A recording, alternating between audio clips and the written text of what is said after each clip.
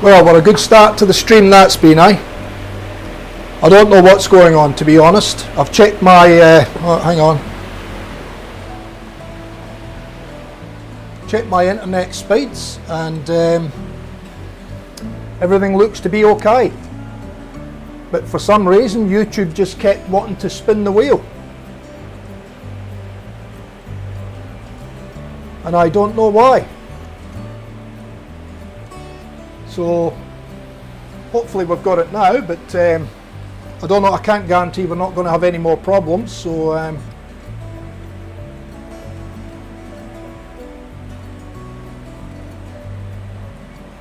hopefully we get everybody back.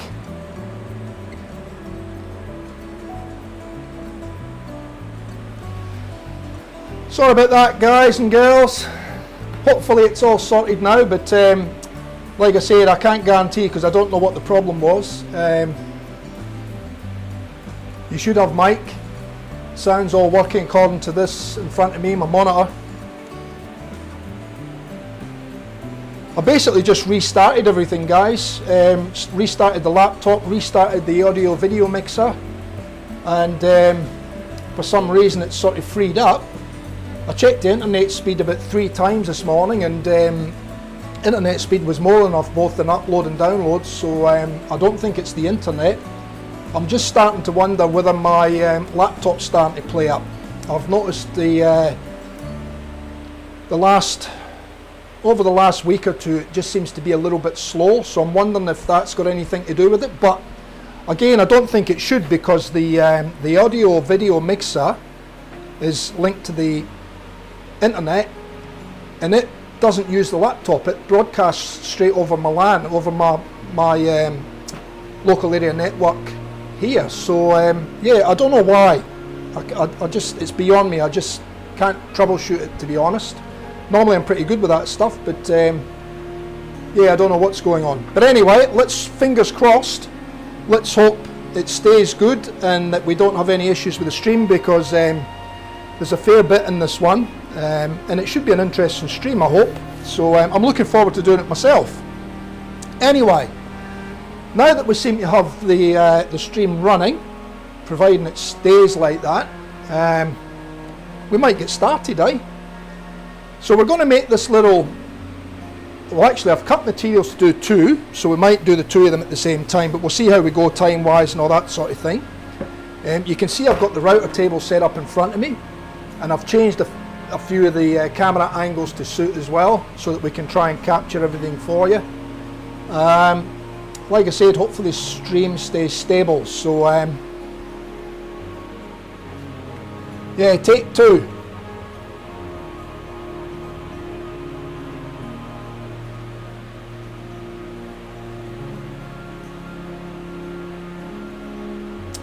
Yeah, it's got nothing to do with getting old, mate. Normally this stuff I'm pretty good with, but for some reason it's something's playing up, and I can't put my finger on exactly what it is. I've tried everything I can possibly try. Like I said, the only thing that I have noticed is that this laptop's getting a little bit slow, so I'm just wondering whether that's got anything to do with it. But like I said, the audio in the video is actually going through the audio mixer direct through our local network, so I don't think that should be causing the issue. But anyway, we'll see how we go. Anyway, let's get going, eh? So I've done a little test cut with a jig, because you've got to actually test cut before you actually can cut pieces. And this was a test piece that I done the other day through the week, just getting ready for the stream. So what I'll do is I'll go to well actually I'll go to camera 2, because camera 2 is probably going to show you probably just as good as anything else is, and that's the dovetails. Let me get that in picture so you can see there's the dovetails there on the corner. So that's what we can expect to cut. Okay, so as you can see, they're quite nice clean dovetails. So that's what we're going to be doing with our piece. And if I get my square here, and I put my square in there, it's perfectly square there. And there, like I said, there's the dovetails.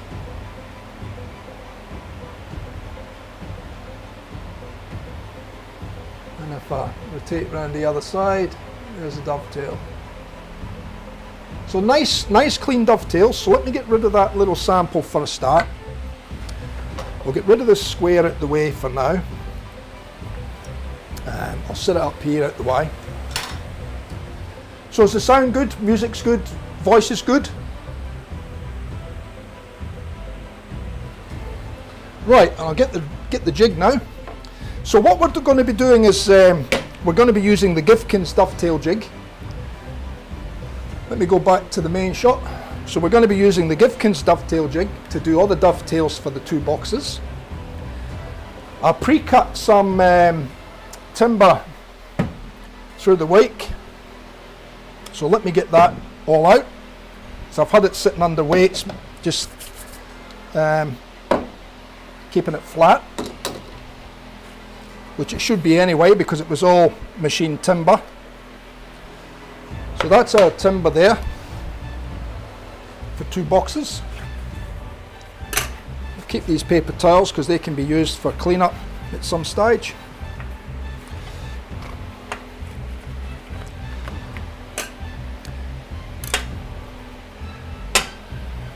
The good thing I like about these Gifkins dovetail jigs is it's so easy to do your dovetails rather than doing them by hand. When you're doing them by hand, it does take a long time to get nice, clean, accurate dovetails. Whereas with this, you get clean, accurate dovetails and you get it in a fraction of the time.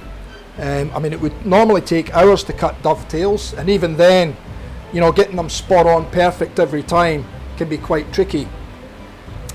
And as you'll see with this jig, there's very little measuring to be done, and it's just real easy and quick to use. So that's one carcass, one box carcass, and that's another box carcass. Now I've used red cedar for the end panels of the Trinket box, and if I look at the timbers, I've done one in jacaranda, which is this one here, and this one is done in what's called celery top. So we'll have red cedar with celery top and red cedar with jacaranda. Okay, so they're going to be our walls for both the boxes. I've already cut two Western red cedar boards which are 4mm thick and a little bit oversized, so these will need to be cut down in size once we get the final carcass made up. And then I've got one lid, and the other lid is going to be a framed panel lid. So there'll be two different boxes to look at once they're actually finished. Okay. So what we'll need for now is we will need the carcasses. So that's the parts that we're going to machine first. And what I'm going to show you is basically how to set it up to use the Gifkins jig. How to set up for the dovetails. We've got to use two different cutters. We cut the pins with one cutter and we cut the dovetails with another cutter. And yeah, it's like I said, you'll see once we start to use it, it's very easy to set up with very little measuring as well. So makes it nice and easy and quick. So you'll see me, I'm kind of running a bit tight for space here with all this round about me now. So I'm having to make do with what I've got. And these are simple jig, Australian made and sold in Australia by Gifkins Dovetails down in, I think they're in New South Wales actually. Made in Australia. I think the concept came through a fella by the name of Roger Gifkin. I don't know whether he was Australian or whether he was American. I'm not sure, I'd have to do my research on that one. But anyway, it's that's it, and it's an Australian patented product. There is a few people out there, and I know there's one in the States that's very similar concept, but it's done in a different manner, but it looks like it's been taken from this one. Gifkins jig has been around for a long time. Anyway, I'm waffling. Let's get going with this. So how are we all right? All good?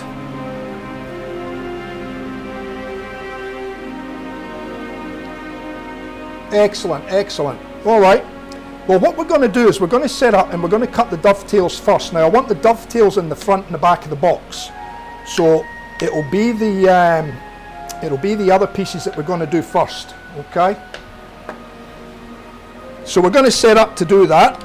Now the jig can be set up in a number of different ways. I'm not going to go into all that detail because it would take us a long time to actually do it, but I'm using one of the techniques to do the positioning for the timber, and as you'll see, there's no markings or anything on the timber other than my face marks, which I better put back on there because they're starting to wear off. So I'll just grab some chalk. So it's going to be a little bit slower to see the outcomes of what we're doing with the boxes, but hopefully you'll find it interesting. So all I'm doing is I'm putting a little face mark on there. That's the outside faces of the box, which is unsanded. The inside face has all been sanded already. I've already done that sanding. So that's my face marks there, and that's that box. And then this is my face, oh, they ones are still there, so that's okay. So those marks that I'm putting on there, let me just go to camera 3 there. So those marks that you can see there are just what we call face marks. And basically what that's telling me, that that's the outside face of the box and that that's the bottom edge. That's the bottom edge on that one, bottom edge, bottom edge.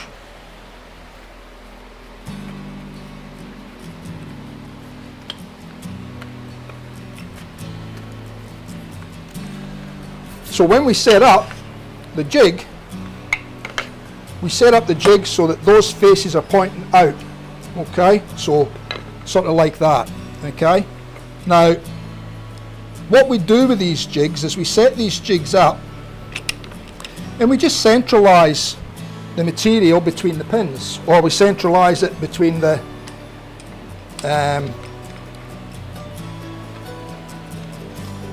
dovetails. One size pins for the straight cutter, one size for the dovetail cutter. So this side's for the dovetail cutter because we're going to be cutting the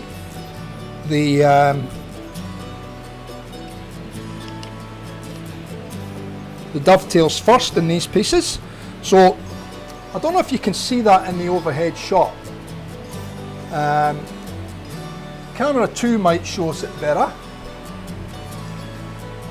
So if I get that there, and you can see what I've done is I've centered up the board across those 1, 2, 3, 4 pins, and my face mark is pointing out to the end of the jig.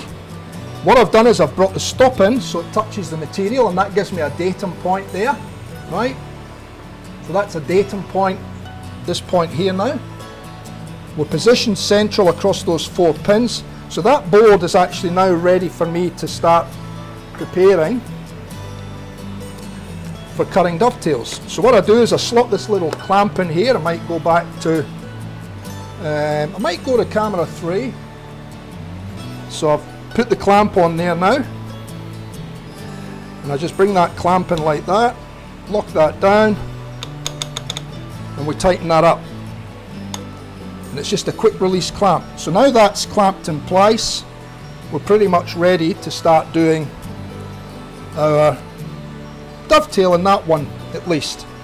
Now we'll do the same with this one. So again, we put the face side out, pointing out to the end of the jig. So at that side of the jig, we're just going to bring it along and center it on over the 4 pins again.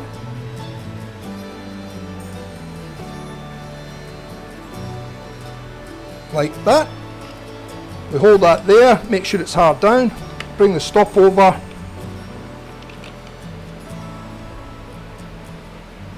You're going to tighten that stop. So we tighten the stop down like that. So you can probably see that better there now. You see I've got both the boards on the one jig. We're centered over these 4 pins here. The stop's been brought up to the edge of the board. Now I just get the other clamp. Put the clamp on there like that. Make sure the board's hard down, and then all we do is we just lock that clamp up. And that's those boards now held in place. That's got a datum point and that's got a datum point. Okay, So now what we'll do is we'll put the router bit in.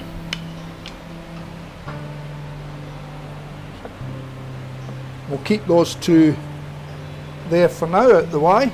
We'll do them next. So the first one we're going to do is we're going to do the dovetails. So we're going to put the dovetail bit in. And this is a smaller dovetail bit.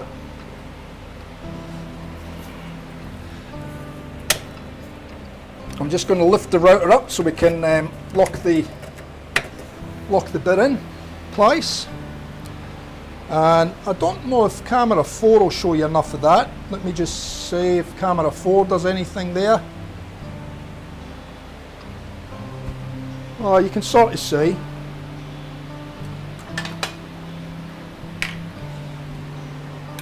So bit's in, it's down. I'm just going to tighten up the router bit there. Doesn't need to be too tight. Now I'm going to drop it down to there somewhere. Move the jig over the other side for now. And what I'm going to do is I've got this little spacer. Now this spacer here is basically the same thickness as the base plate on the jig. What we're doing now is we're setting the height of this bit to what's required for our material. Now how we do that is we use the side piece of timber, which is going to be going into there like that. So we use that and that to set our height for the dovetail. So that gives us our depth for the dovetail. Okay, might sound a little bit complicated, but just bear with me and you'll see exactly what I'm getting at once we get going.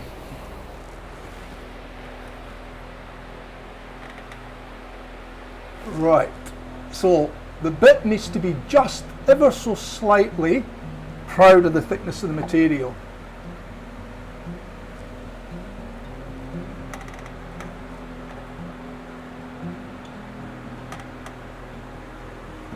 And that'll do us there. Okay, so that's us now locked in for our height. I'll just check it again now that I've locked it. Yep. If anything, it's probably just a little bit too high.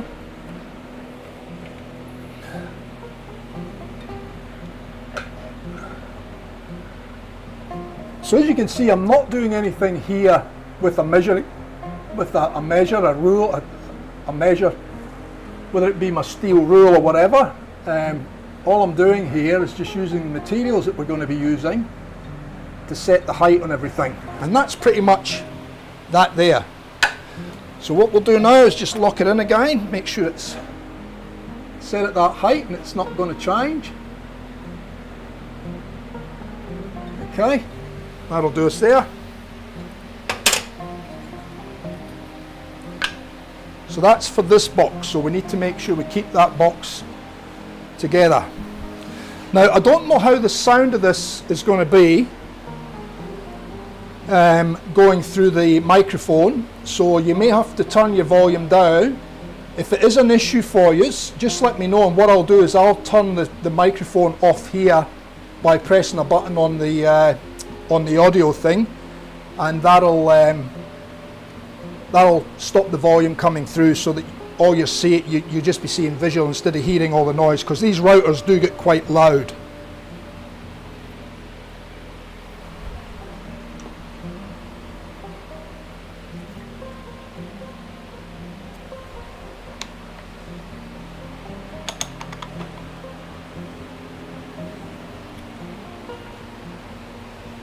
Okay, now I'm just checking that it is going to run on the bearing okay, which it is.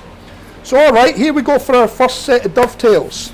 Okay, so I'm going to turn the router on, so cover your ears.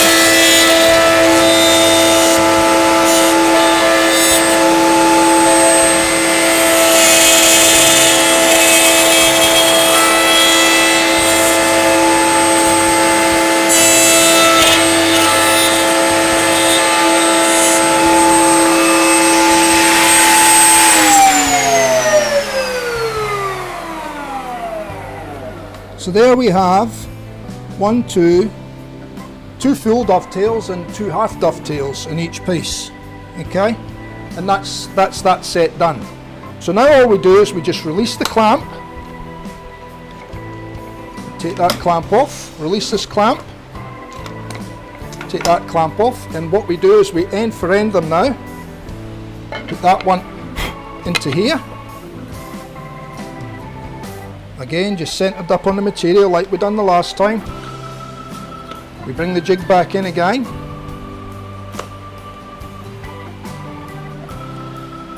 Lock that board in place. Do the same here. Make sure that's nice and clean, make sure it's hard down and up against the stock.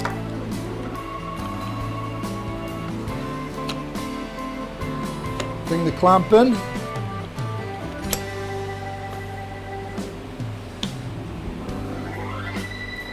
Make sure it's down.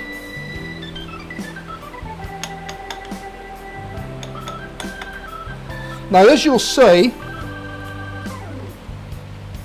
it makes a really clean dovetail. I'll show you them closer in the camera in a tick.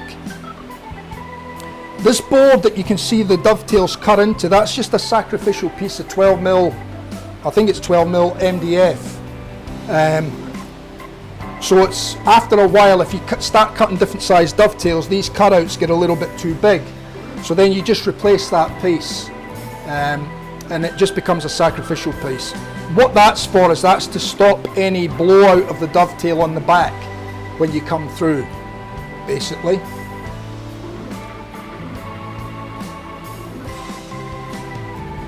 What router am I using? I'm using the big Triton router.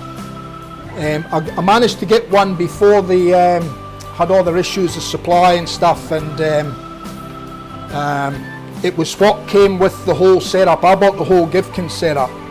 So yeah, it's a Triton router. They're a very good router actually. Anyway, how was the sound for when I was cutting the dovetails? Was it a bit loud for you, or was it okay? Do you want me to mute it, or can you tolerate the noise okay?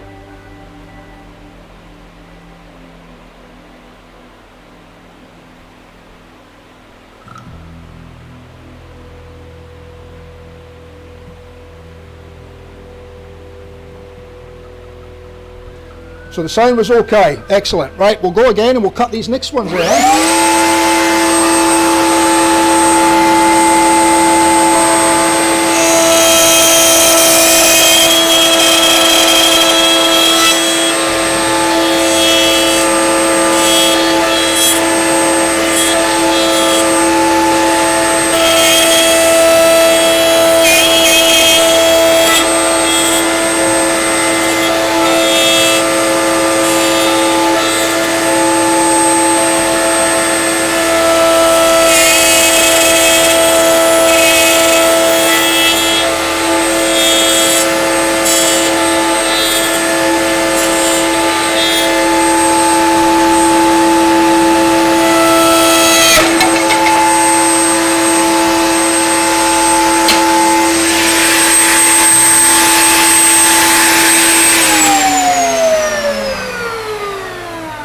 Wowee. Well, that one's stuffed, isn't it? What happened there was the clamp came loose, which is a little bit surprising because I've never had, mind you, I haven't used them that much. So that one's going to be no good now, so I'm going to have to cut another one of them because it's ripped all the back out of the piece. So what I'll do is I'll jump on to the other two and I'll put these two aside for now. Hopefully we don't have the same thing happen. So we'll put that one aside for now. And I will cut another two for that. Just got to make sure I get the right timber with the right timber. That's the jacaranda, so that's fine. Okay, so we'll go with these two now. Sorry about that, people. I don't know why that clamp released though, that's a bit worrying. Because it felt tight when it was on there. Anyway, these things are sent to try us. I thought we were going to have a really nice, clean, easy, simple demo today. So, let's go again.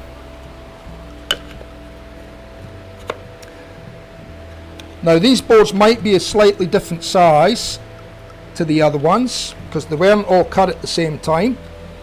So I'm just going to recheck to make sure that I'm properly centered. And I think they were pretty close actually.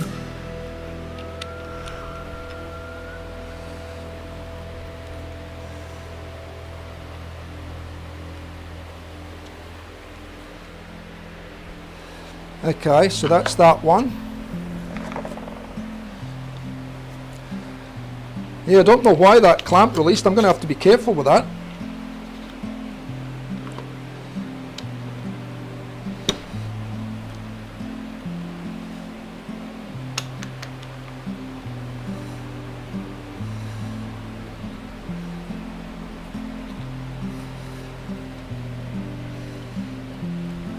It's worrying me now, that.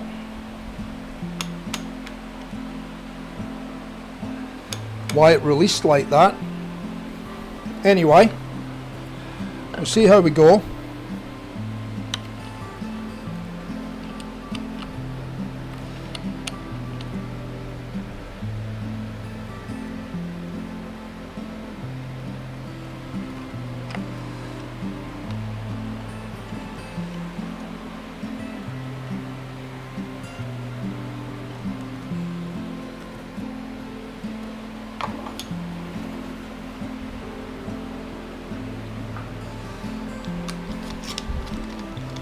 So let's go again.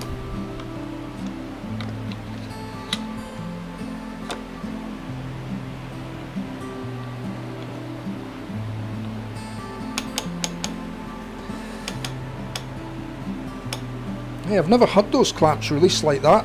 Like I said, I've only used them a couple of times though. Yeah, see, that's moving again. I can see it moving. I may have to change my clamps. I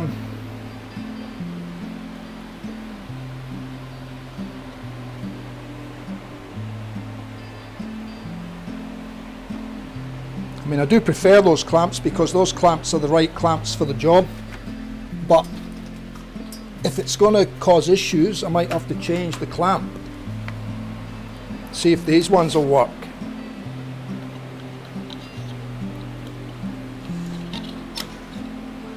No, they don't grab, see, they're not long enough.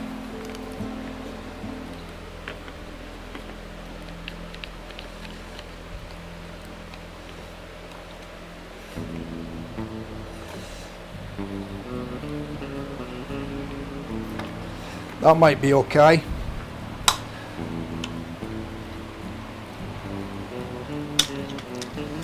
I might put these aside for now.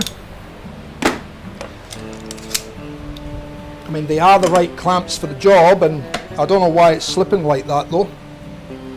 So we'll use these, which I know are going to be a lot more secure. It's just that they're a pain in the bum to use with a jig, that's all, because you're not locking in at the same points as the other ones.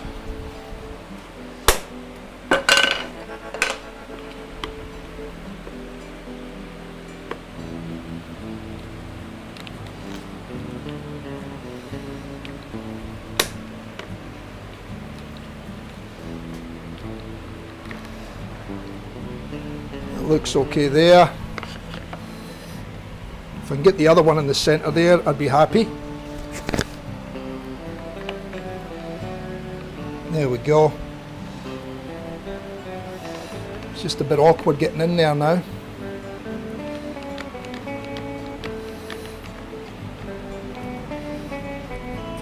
Make sure it's up against the stop, make sure it's on the pins. We're okay there. Make sure that's tight. Okay, now because we've changed timbers, we need to reset our height for the dovetail cut. Okay, using the materials that are going to be going into those joints. So we do this again. and we reset our height to make sure that we are just above the surface with the cutter. Okay, and that should do it there. So we'll lock that.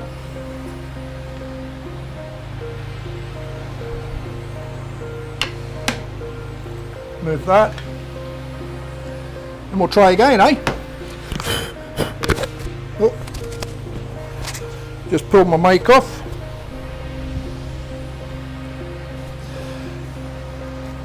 I was going to grab something. Oh, just the air.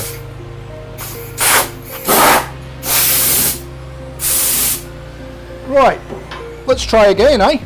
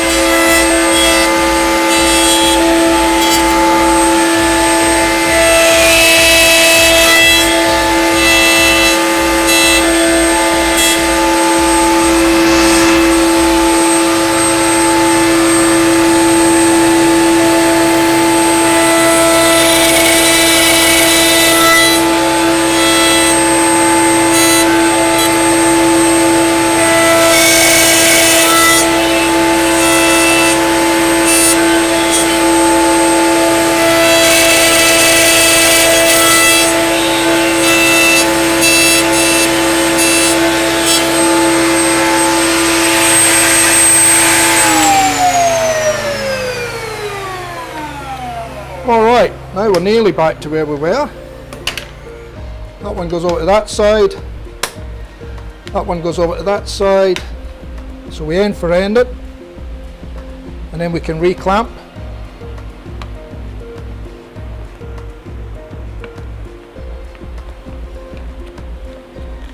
And all we're doing is making sure we're hard up against the stop and hard down on the board there.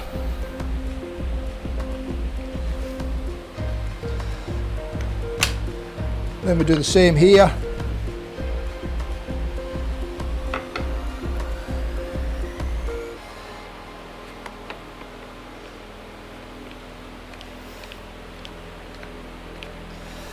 I'm just going to check this one.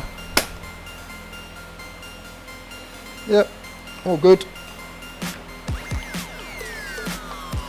Okay, so we're ready to go again. I'll just check the height again. Shouldn't need to, but we'll just check it just to be on the safe side. Yep, we're all good. All right, let's go again, eh?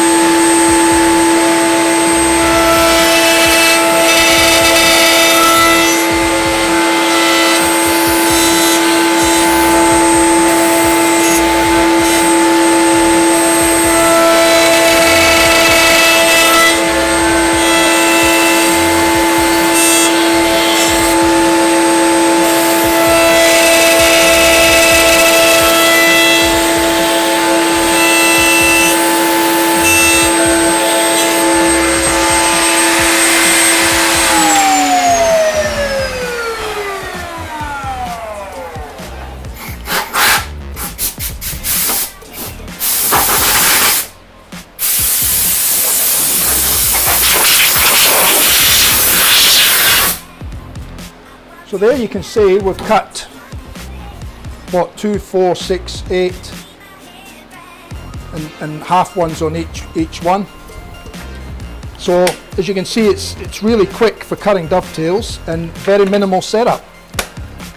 Now those clamps that failed, I noticed Amber put in there that she's had issues with the Irwin clamps.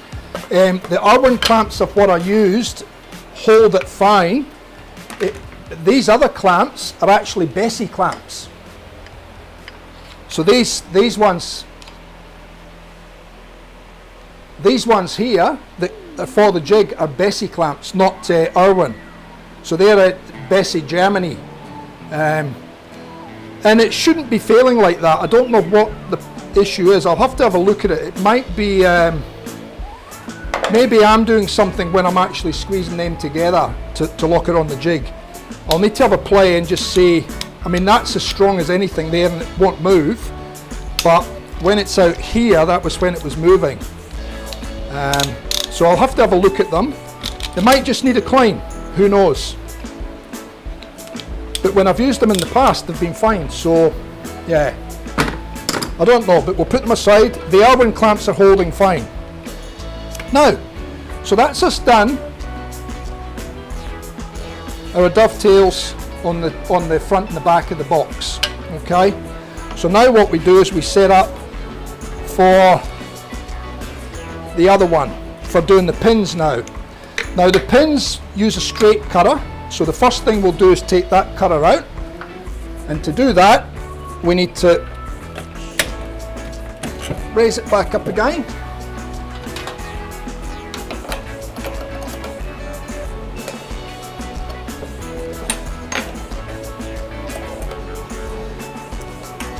Take that bit out, give it a blow out because they get dust in the bearing. And then we drip a little bit of oil in there and then it's ready to go for the next time. So just one drip of oil just to lubricate the bearing.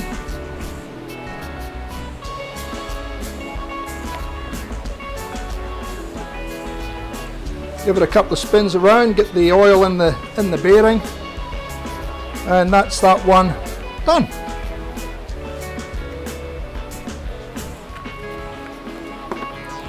And ready to go next time. So now what we do is we put the straight router bit in, and again you'll notice that there's very little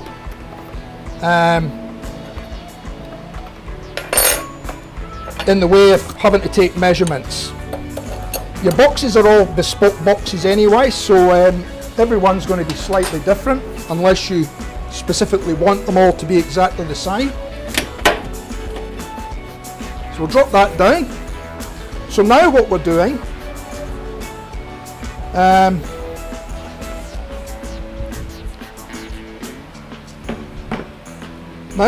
is we're going on to that was the dovetail side. This is the straight cutter side.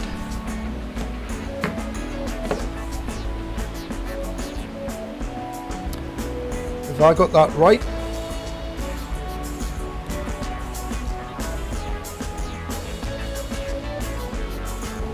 I'm sure I have.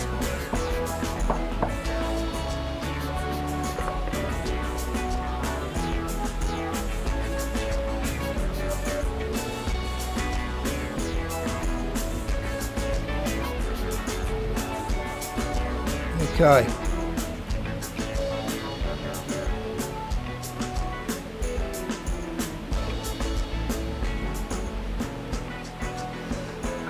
So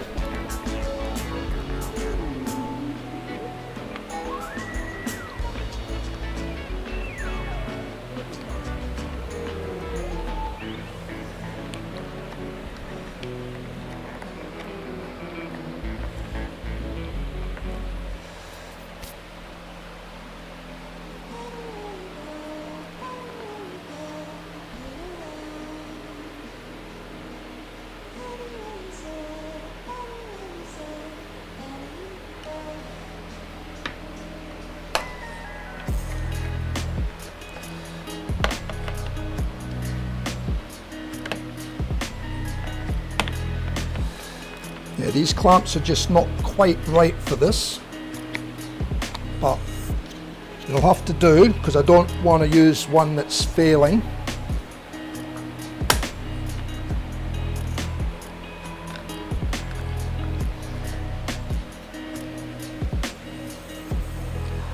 And now what we do is we set the height with the spacer in these parts, because that gives us the correct height now for these in here. So I'm just trying to check. Correct, yeah, that's good. I just wanted to make sure we were right with that there. Okay, so what we do now is we set the height of the cutter. So again we use our spacer, and this time we use one of these pieces, and we drop that cutter down until we get to the right height, which is just a ½ mil higher than the material is adequate.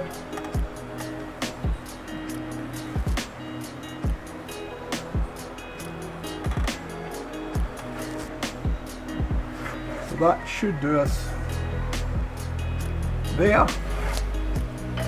Okay, so we'll lock that off now. Check it once more. Cutters through, so all good. Put the spacer up there, and we'll sit them over there out the way. Okay. So now what we do is we cut these ones here. Now because these sides are higher than the front and back of the box, this is an uneven sided box. Because these are wider than these, we've still got our datum point, so we've got our bottom mark facing out each end of the jig. And you'll notice I've put a little cross on these four corners, because you'll see when we put the sides to the front and back, we don't want a pin in here. Okay, so you'll see it when we take it out of here.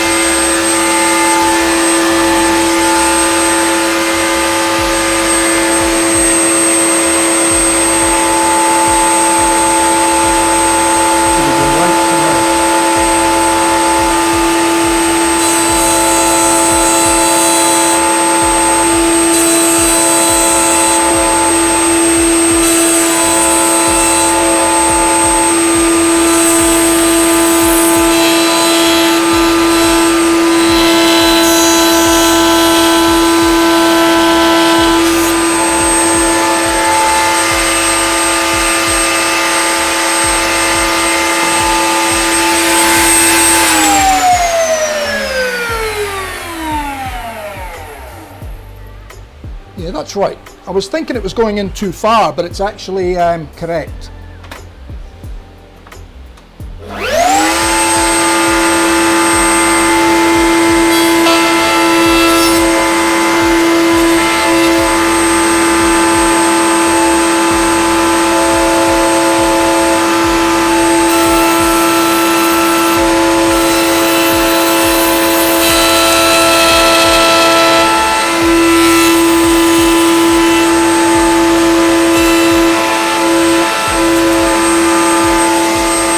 One for this side.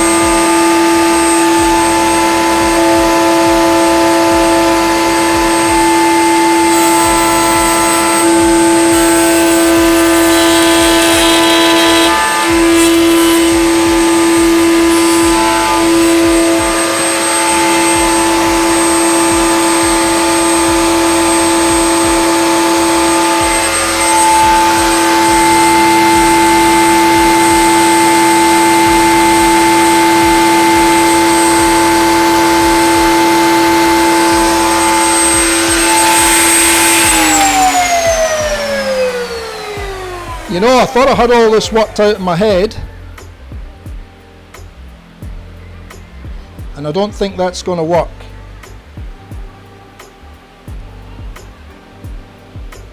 Because we're on half a pin there. So we may have to make changes. It's going to be slightly different to what I was hoping to have, but to keep the stream going.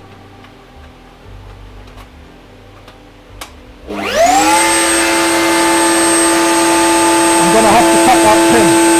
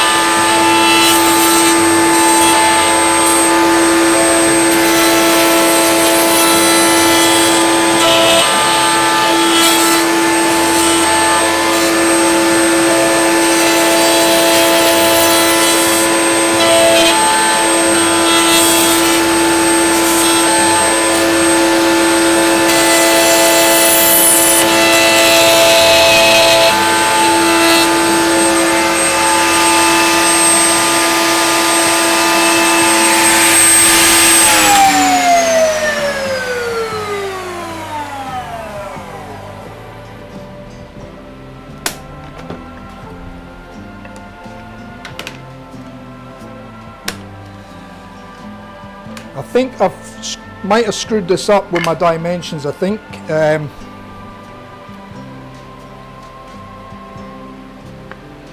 have. So that's all right. Because what we can do,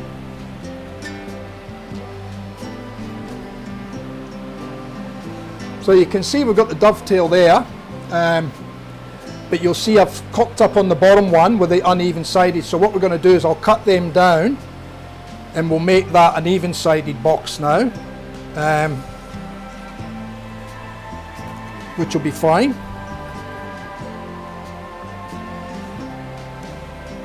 So if I go to 3, you'll see how I've messed up. And that's just because I've obviously not had the sizes correct for the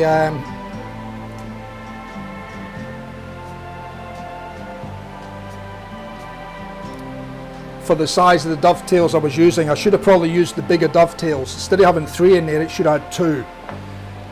But anyway, that's fine. We can cut the sides down, and that will bring everything back into being right again.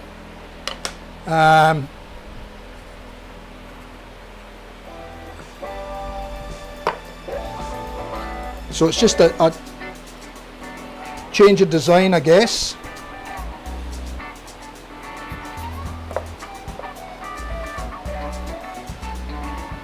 So you can see your dovetails there. All our bottom marks are to the bottom, the bottom, the bottom. And now we'll do the other ends. So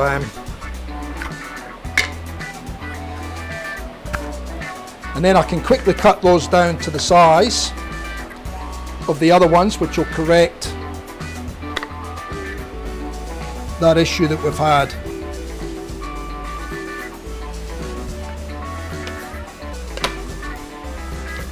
And that's just me in my sizes.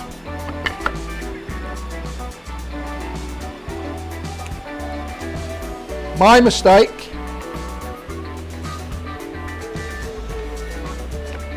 And like I said, I haven't done this in a long time, so it's a bit of a relearn for me as well at this stage. But I will be looking to do more of these.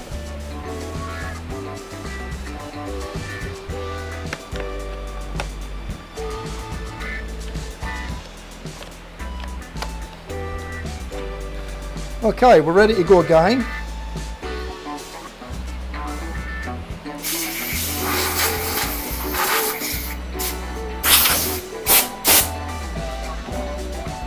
Okay, we don't have to change the cutter. Basically all we're doing is cutting the exact same again because these sides will be the same size. So fire the router up and down.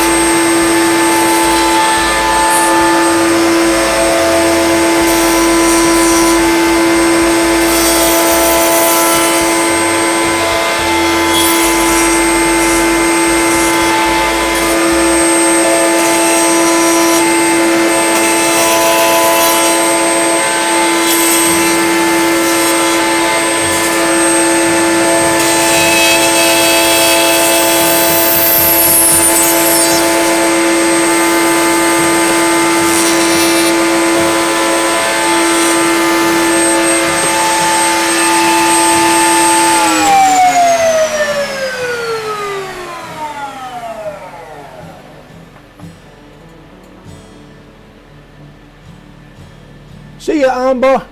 Thanks for dropping in.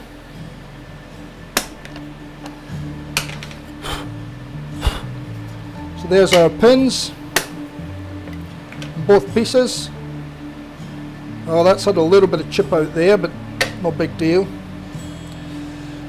Right, so we're done with that for now. So I'll sit that over there out the way for now, and we'll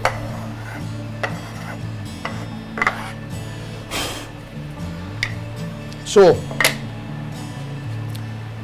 there's what we've got, there's what we've got, but we do need to cut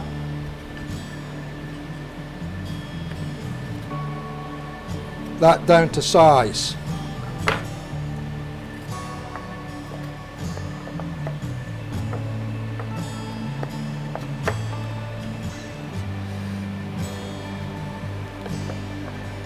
So instead of doing a uneven sided box now, it's going to have to be an even sided box.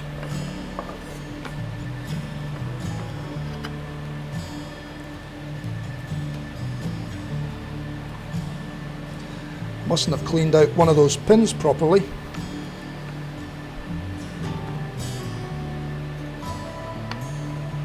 That side doesn't want to go down.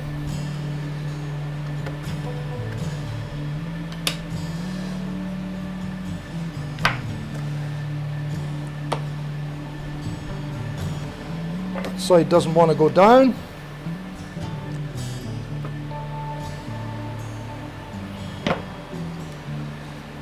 So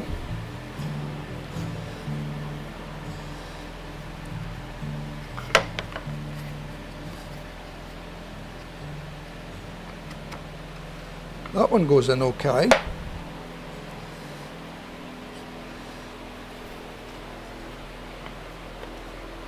That one goes in okay. It's this one here that's tight for some reason. So maybe I've never doubled up on the cut when I was cleaning it out.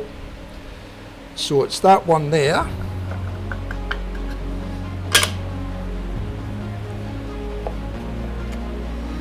So that one there would have to be that one. Okay. So we'll put that back on.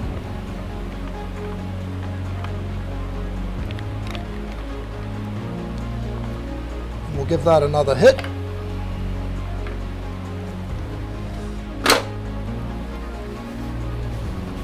Quite warm in the shed here again today.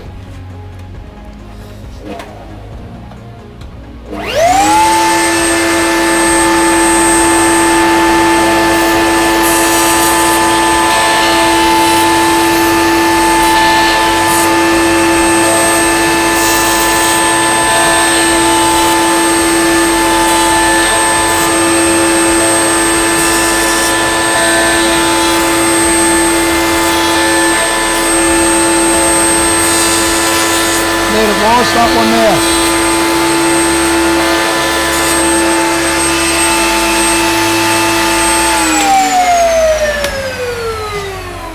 That last little pin was the problem, I believe.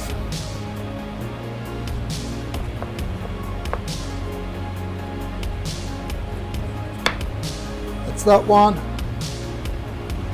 Let's move that out the way.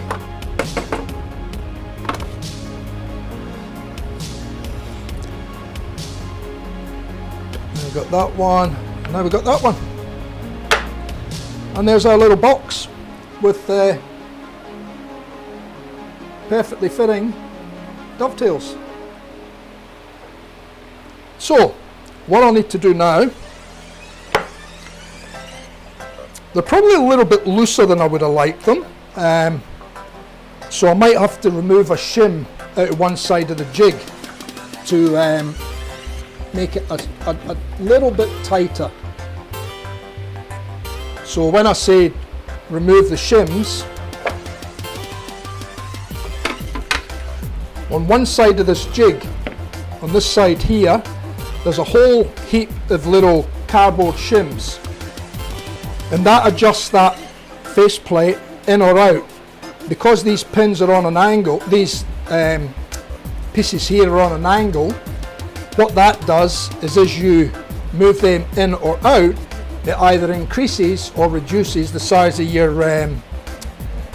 dovetail, or your pin, sorry, to fit the dovetail. So the dovetail you never have to worry about. Once you set that, that's set. But your pins, you can move that in or out, and that either tightens or reduces your pin size by either adding or removing shims. Okay. So, like I said, these are probably a little bit looser than what I would have liked, but for the purpose of the exercise, they'll be fine once it's glued up. Okay, so that's us got our carcass done. So what I need to do now is cut those sides down so that it becomes an even sided box. Okay, so all I'm going to do is put a pencil mark on there, and then I can take it over to the drop saw, and I can cut it to the same size. The bottoms are already all lined up because we used the datum point on the jig to do that for us.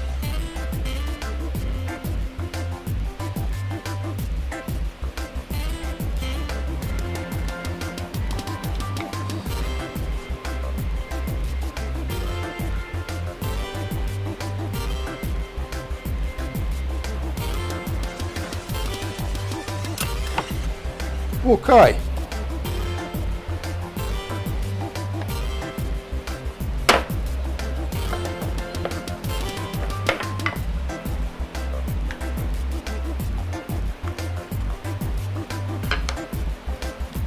So who have we lost and who have we got?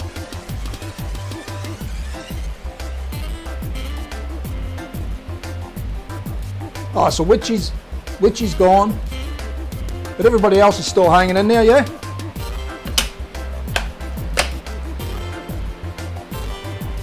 Okay, I'm going to take these over to the saw and we'll cut those down.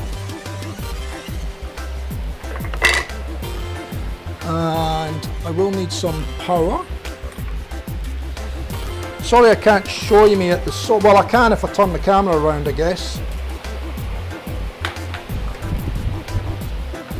But it's only going to take me 2 seconds, so just bear with me.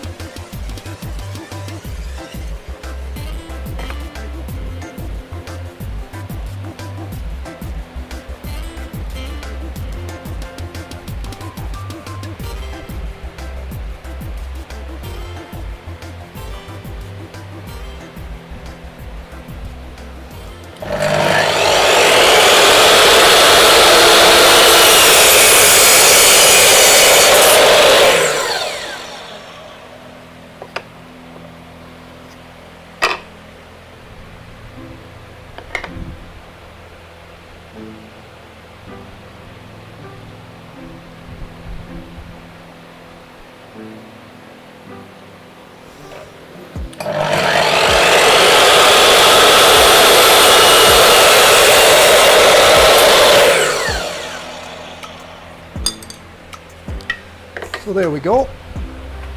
That should be them.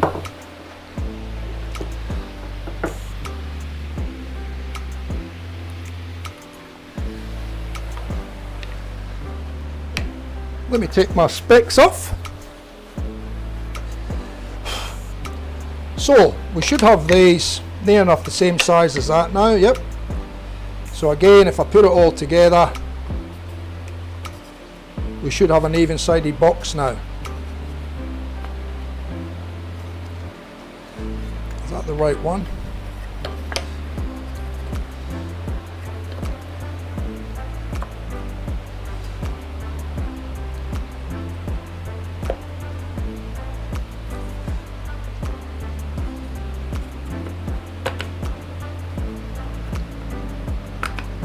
And there we go.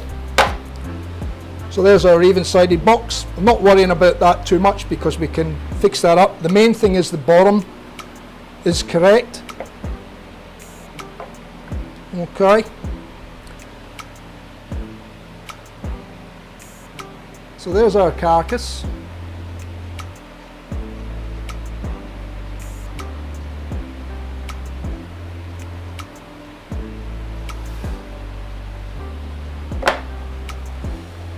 So now what we're going to do is, I wish the box was a little bit tighter. I did check it. I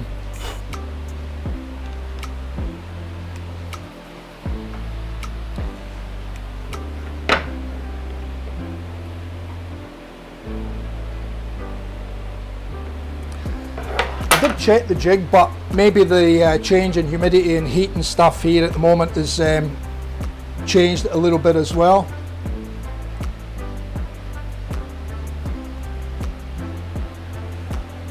Yeah, it's not showing anything this end, Brett, so everything's looking good here. The cache is okay.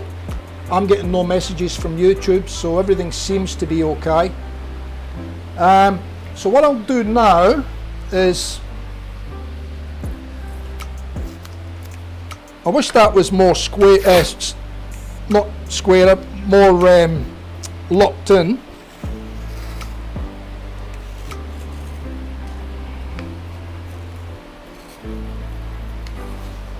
But it is what it is.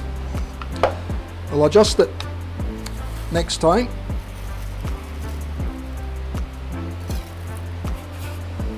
So all I'm doing here is just putting some tape on the box now, just to hold the box together while we do the next router process.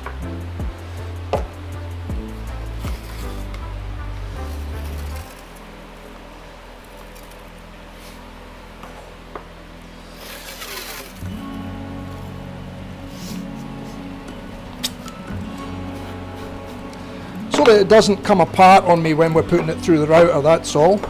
Okay, so that's our bottom there. Doesn't matter about the square or anything at the moment, although that's spot on there, as you can probably see from the camera shot there. It's pretty square already, and we haven't sort of done anything to make the box square yet. We'll do that when we glue up. So alright, so what we're going to do now is we're going to put a rebate around the bottom for the base to go in. Okay, so we'll lift this up.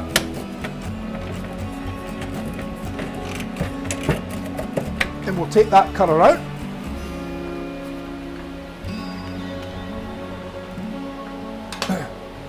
I know it's pretty slow, guys, and you're not seeing something that's finished, but I just thought it was something different, just to break it up a little bit from shaving brush after shaving brush after shaving brush.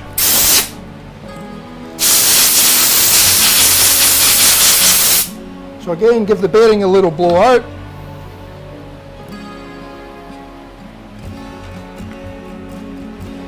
A little drip of oil in there. Oh, too much.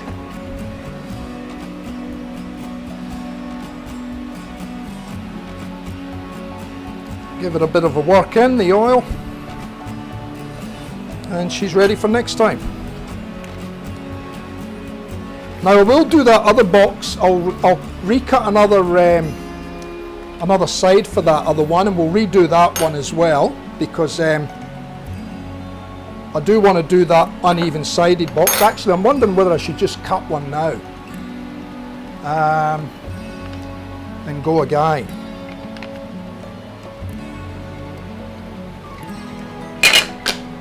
Is that celery top? That's jacaranda. So I could probably cut another one right now. Just bear with me, guys. See if I've got one long enough. Yep, we have.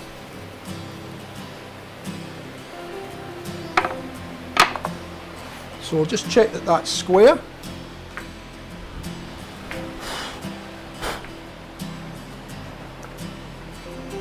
On that end, check which end was the machined side. So I think the machined side was that one, and that one's square. So I know I can go off that one.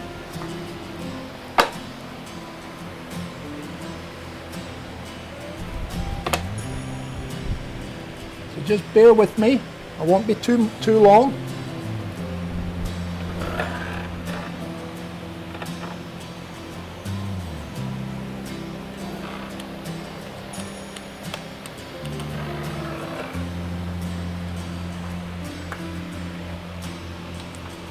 I'm just over at the drop saw, and I'll just quickly cut another piece here.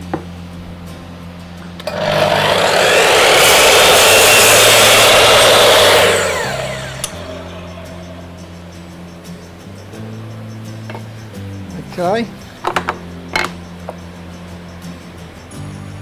I'll just grab my pencil.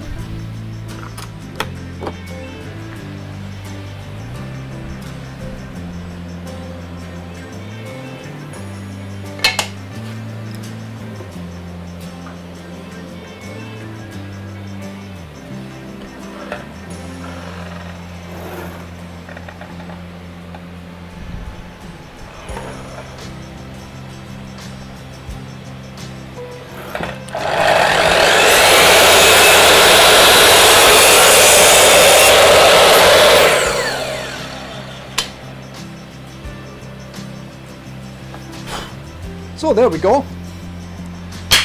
Another fresh piece now. No longer need to put that one off. We can do this other one. Where did I put the pieces for it? That place. Where do we put the timber? Got that piece, we've got those two there. We need the other one. Where's the other one? There it is.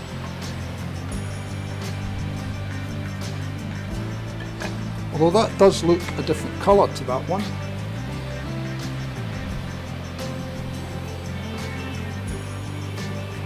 Yeah, that's another, I think that's another piece of,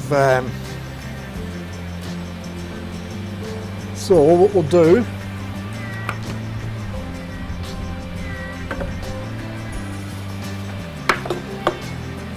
bear with me, bear with me.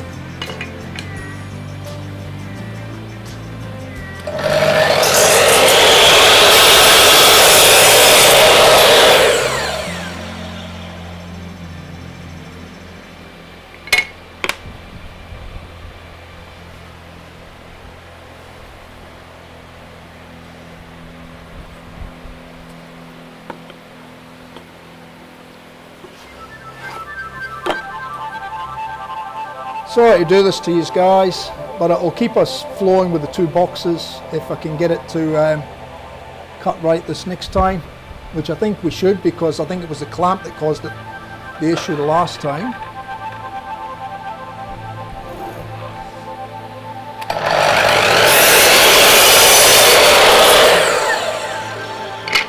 So just bear with me and we should be right to go. So I'll sit that up there for now. That can go with that. It's a different colour, but it's the same wood.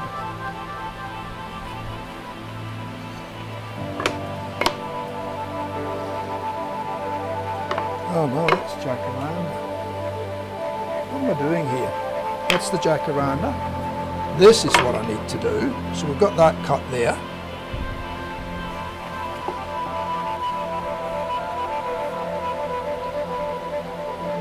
So we need another one that size. That's what we need.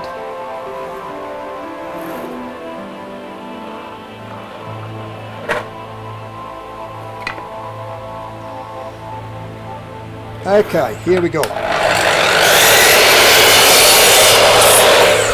Now we're cooking. I had all my timbers mixed up there.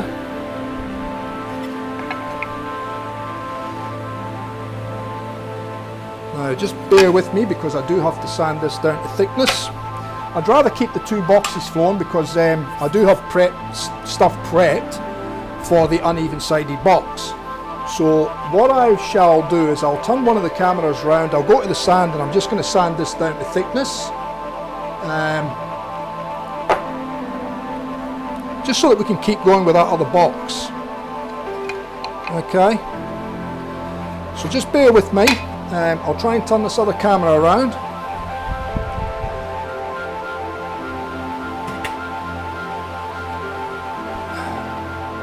So bear with me. Be a bit shaky here.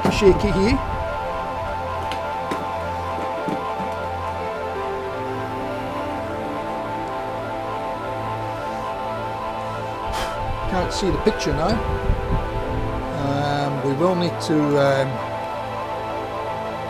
zoom out.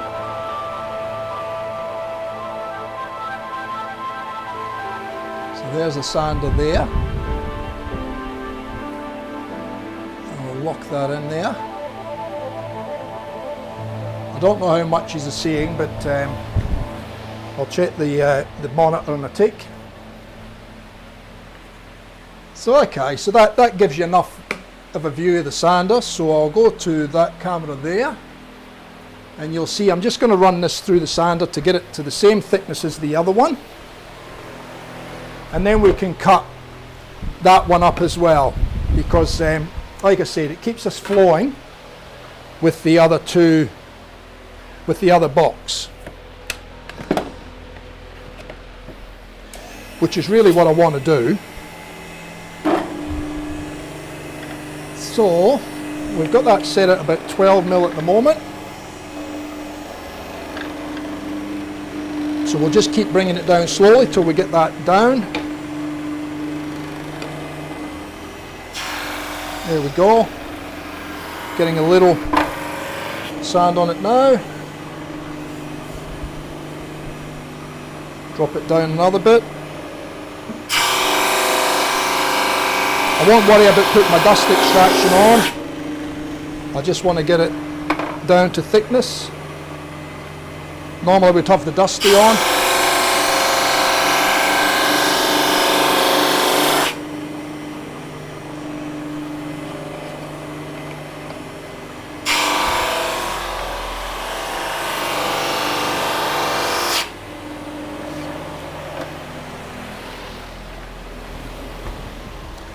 I will put the dusty on.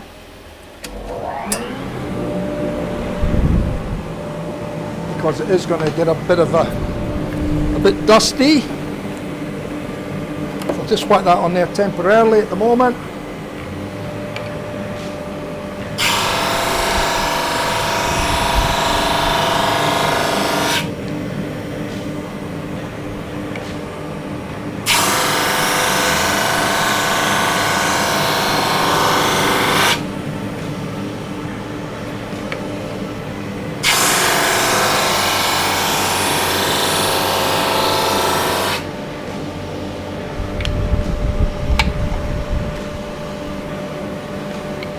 Still go a bit more.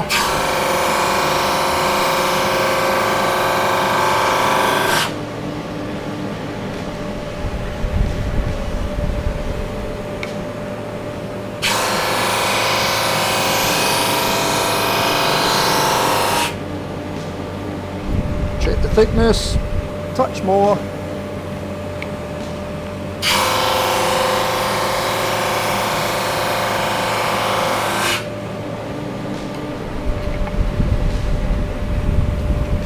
Another little touch.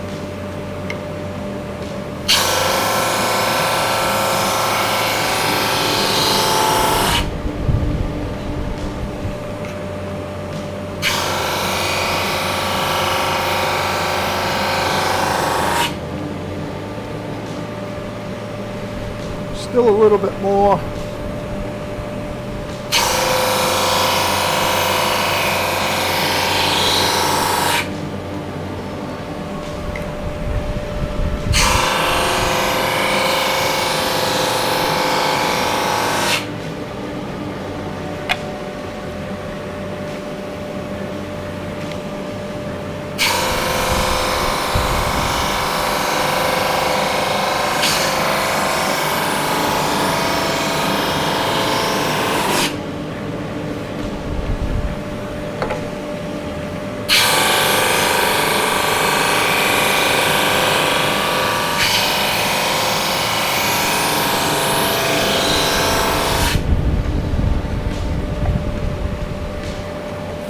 So that's them, they're both the same thickness now, or maybe just a touch more.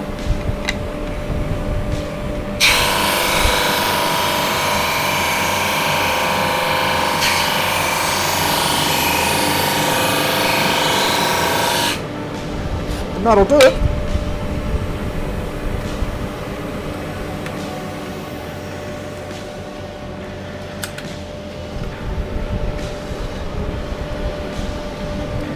These things are sent to try us, aren't they? Try us they will.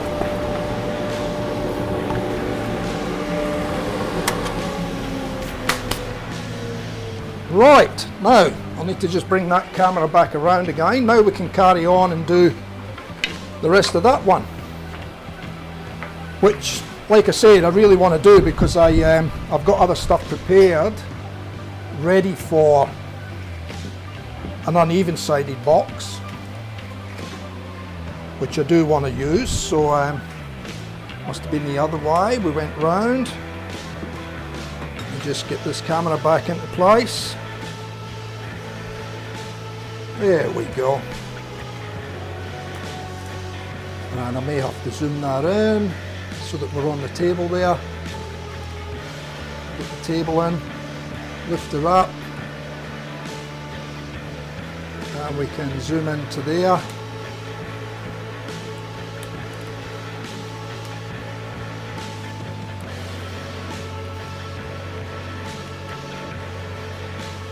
That just gives you a close-up of the dovetails and the pins getting cut, I guess. Okay, now we should be ready to go again. So we might end up bringing the jig back and we'll redo these because the thing is still set.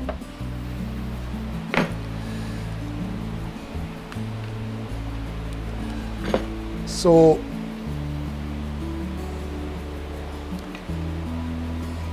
what I need to do is I need to pick a square edge, so it'll be the cut edge that I cut, which will be that one.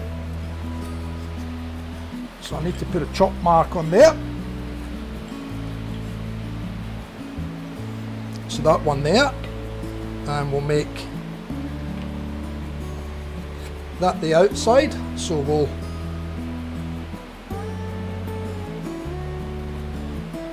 just re-put a face mark on that one. And I don't think it should matter, but I can't remember which one that came off, but that looks pretty central there anyway, so we'll stick that on this one, and we'll redo that. Okay. So let's try it. Let's see what we do, eh? See what happens. Have I bored you to tears yet?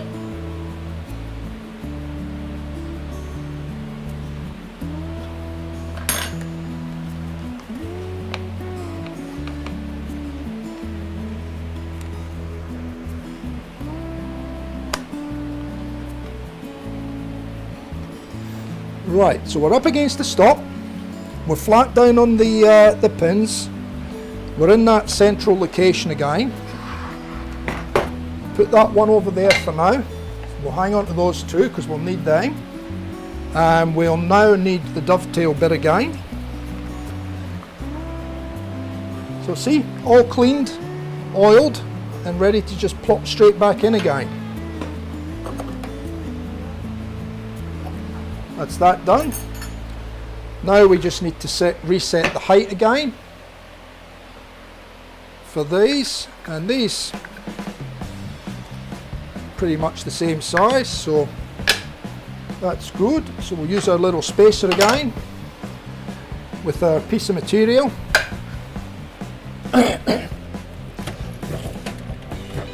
Right, and we'll bring the cut around, and we need to adjust it up.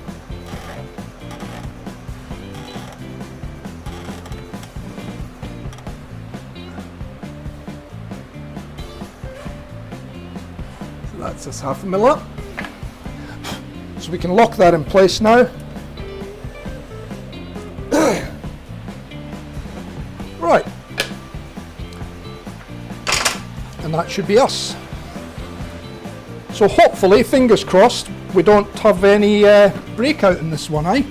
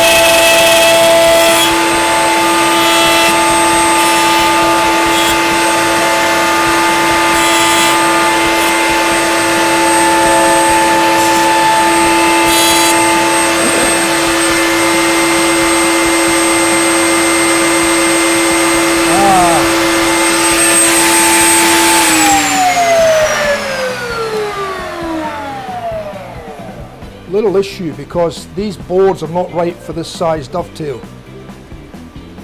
That's why we had to cut the other one down. I'll continue on, but yeah, I'm not sure how I'm going to go with this uneven sided now. So swap that one over to the other side now.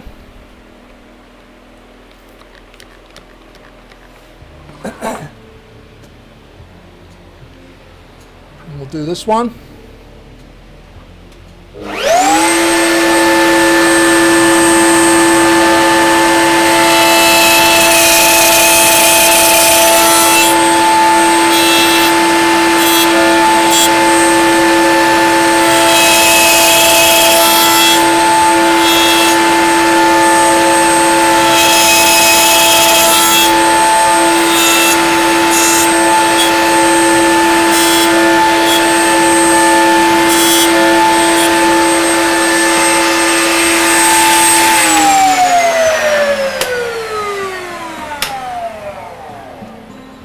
So that's our two there.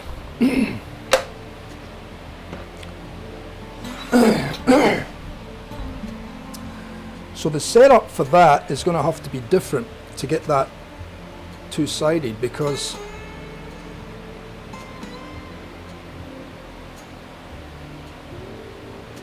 we need 3 pins.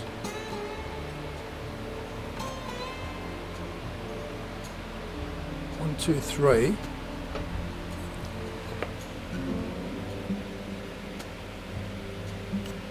1, 2, 3, and leave that.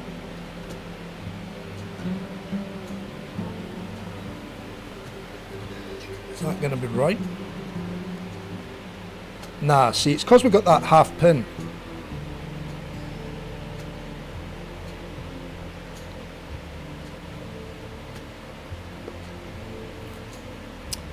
That's what's screwing it up.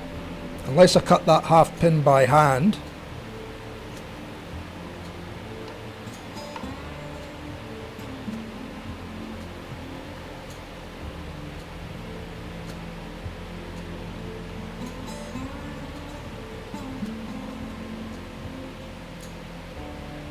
I'm just trying to work this out, fellas, so just bear with me. I'm just trying to see if I can overcome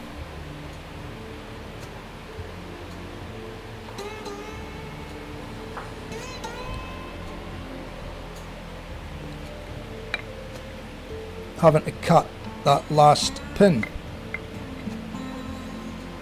in this piece.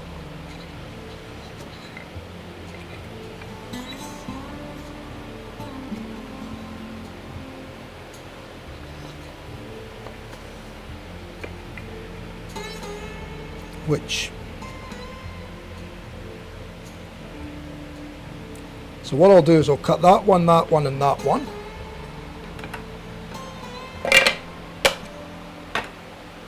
Because I think I've used the wrong dovetail size. I should have used the other one for the size of the timber. But anyway, we'll see how we go. Like I said, it's all a learning curve for me again, because this is the first time in a long time I've done this. So yeah, it's all fresh in my head again. I got to go through the whole learning process again.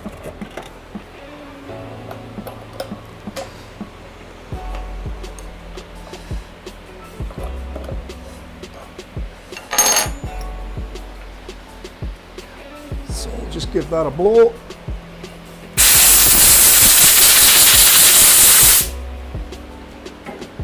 Drip of oil.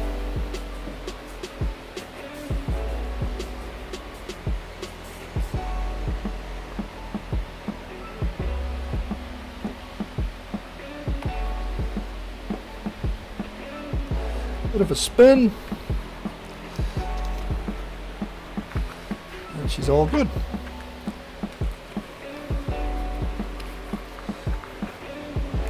Yeah, so to get around the uneven box, I may have to cut that last pin in the top by hand, and that may get me around the issue of having it wrong for the jig. There's probably a way I can do it, but I'm not that familiar with the jig yet to know exactly how to overcome the problem, so it's all a bit up in the air.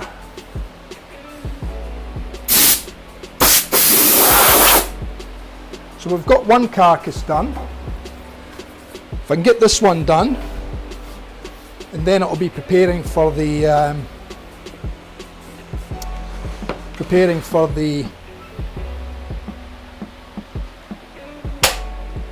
base cut to be put in.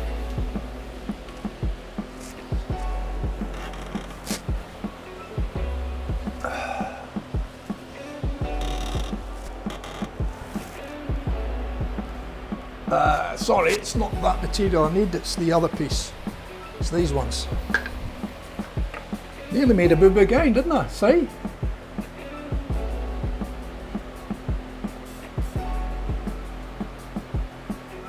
You got to be right on the money with this stuff. Otherwise,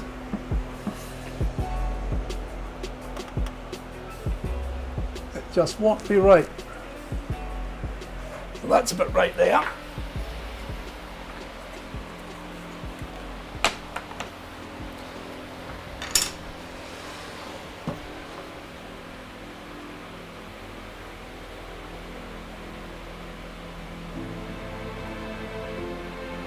So we've only got 3 in the stream. We've only got Ian and Brett. And who else is in there? Grey Dog?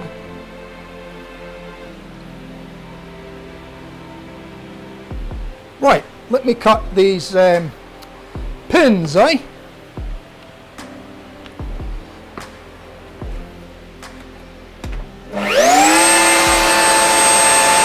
So we'll do the bottom one.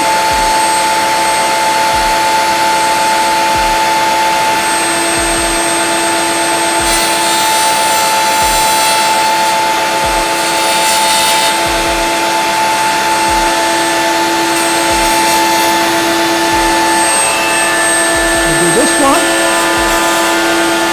then we'll cut the other one by hand.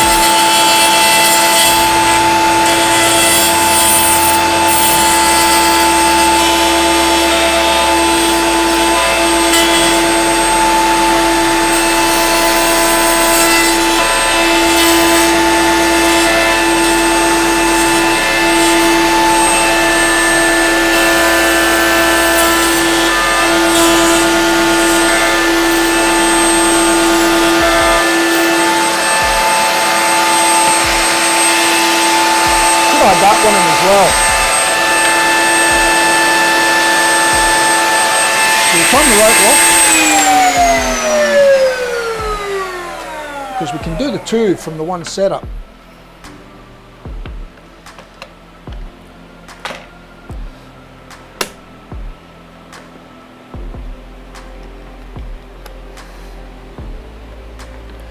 And there's no reason we can't do the two from the one setup.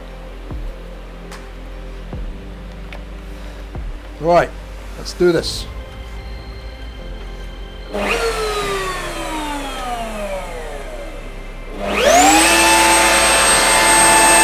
want this one,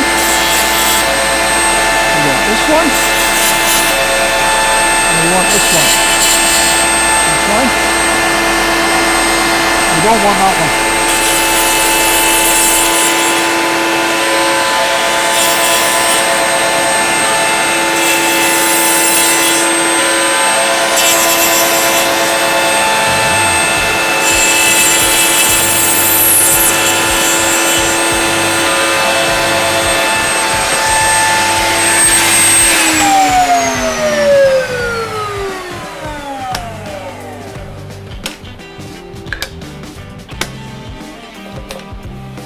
That one now goes to that side.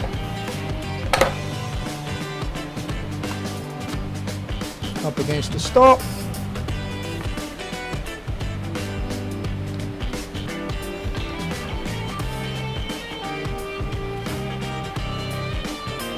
This one goes to that side. And again, up against the stop.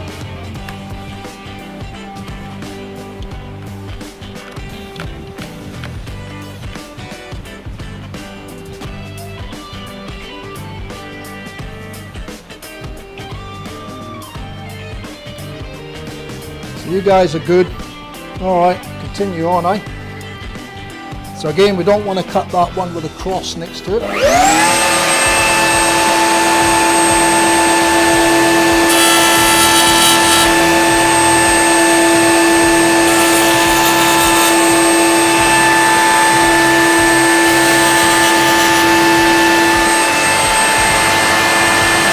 Oh, wrong one. Nearly done it.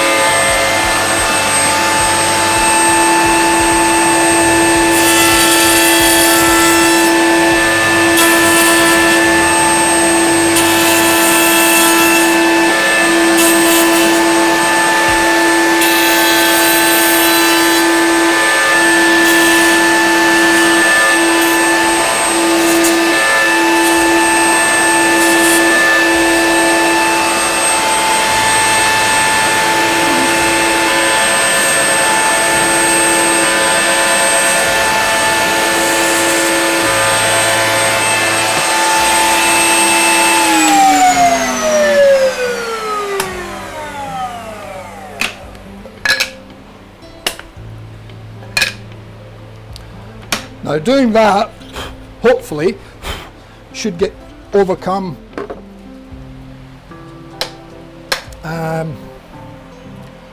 should hopefully overcome, so I only have to cut that little one there by hand, and then that'll get us our uneven sided box. Okay, so you know, that'll go in there like that, that one will go in there, and then that one will go in there. So I just have to cut that top pin. So what I'm wondering is,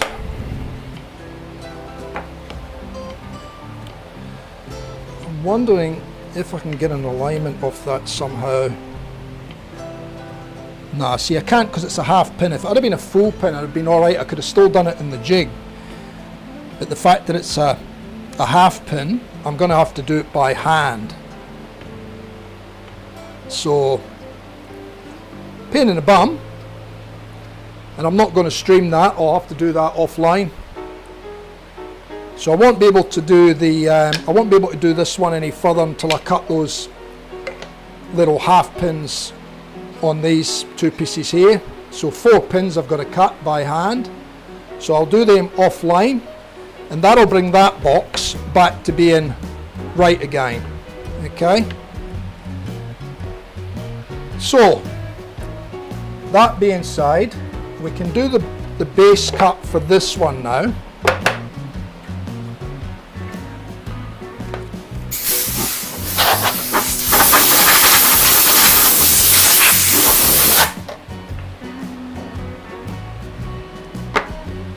So we'll take that cutter out.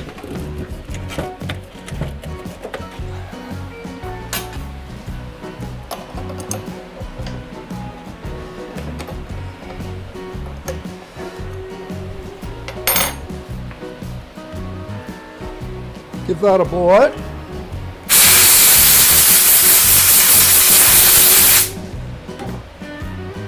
Drop a little bit of oil in.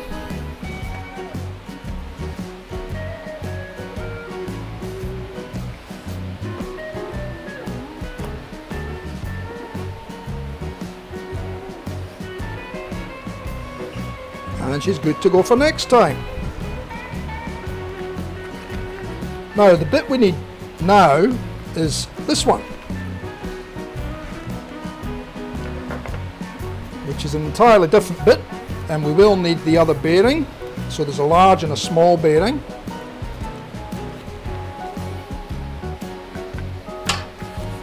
And I'll need to see if I've got my little Allen key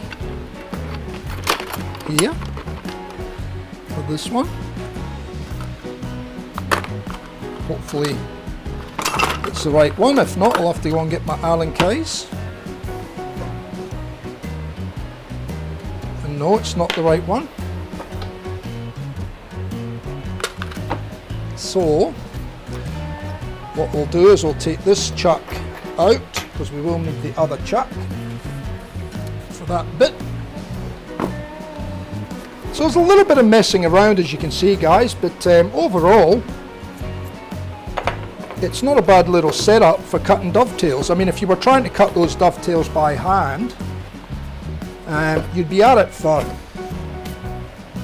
hours, I guess, to cut that many dovetails for 2 boxes. And they're quite fine ones, so you've got to be fairly accurate. But as you can see with the jig, if I had it right,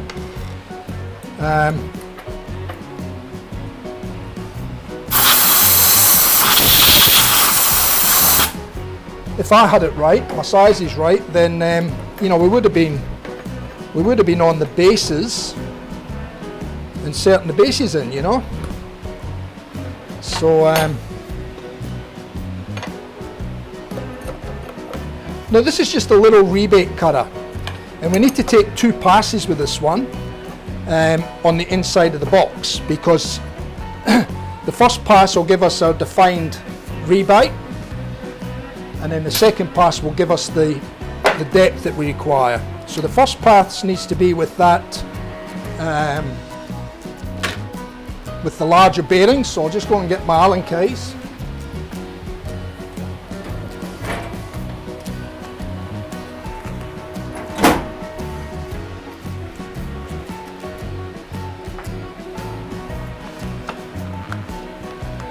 hopefully I've got one that fits it.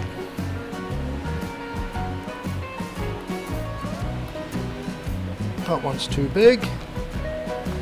There is one Allen key I'm missing out of this set, so I don't know where I lost it. Right, that one does the job.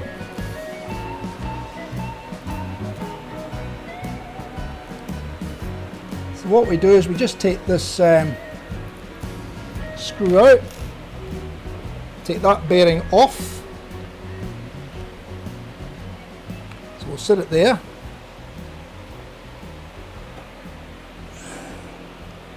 We've got to get the bigger bearing on.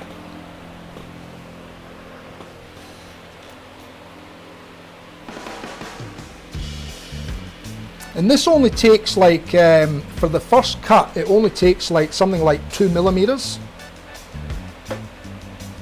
And we've got to do a climb cut. So what we're actually doing is when we run the box around the cutter, we have to run with the cutter. Then when we go to the final cut, we run against the cutter. Otherwise, we won't get the proper cut. So what we do now is we drop that down and we set 10 mil to the top of the cutter. That'll give us our height.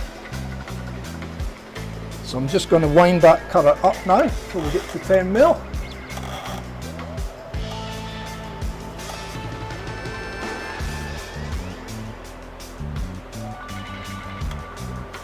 And that's 10 mil there. So we'll lock that off, check it again. Yep, 10 mil. So we'll put that over there for now. We'll keep them there, because we will need them. So the cutter's spinning this way. So what we're going to do is we're going to actually go that way with the cutter.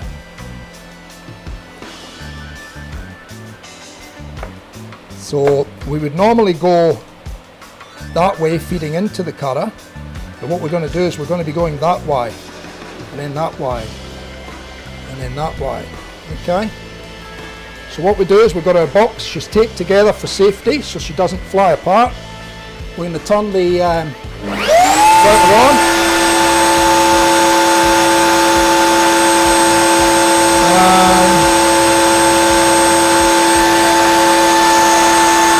And we're going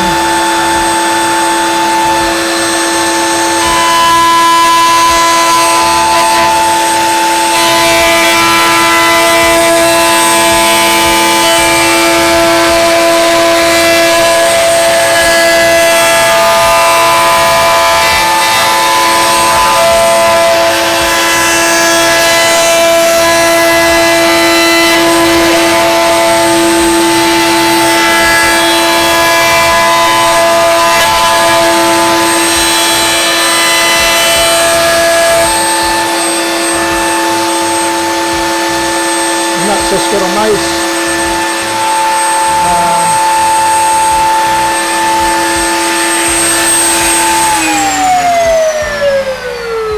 so now we've got a nice little trench, 2 mil deep, with a nice clean cut.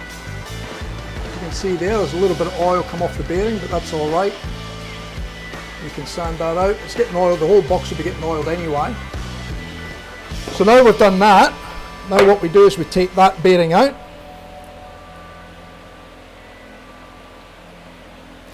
I'll bring the route. Oh, I don't want to change it. What I'll do is I'll lock it off with. I'll try and lock against the cutter with that, so that we can get it to undo. I don't want to have to. There we go. I don't want to have to shift the cutter height because we're already set in height. So all I want to do is really change the bearing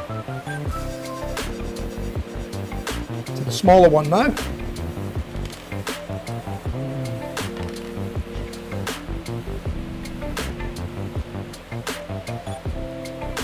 That'll give us our deeper cut, which we need for the base.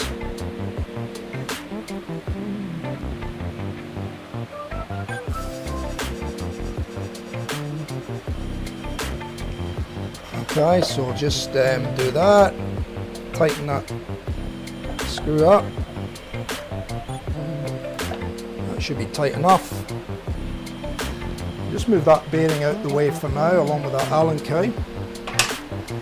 Okay, so now this time when we do it, we're actually feeding into the cutter, okay? And that'll give us our clean cut, and that'll give us our depth as well.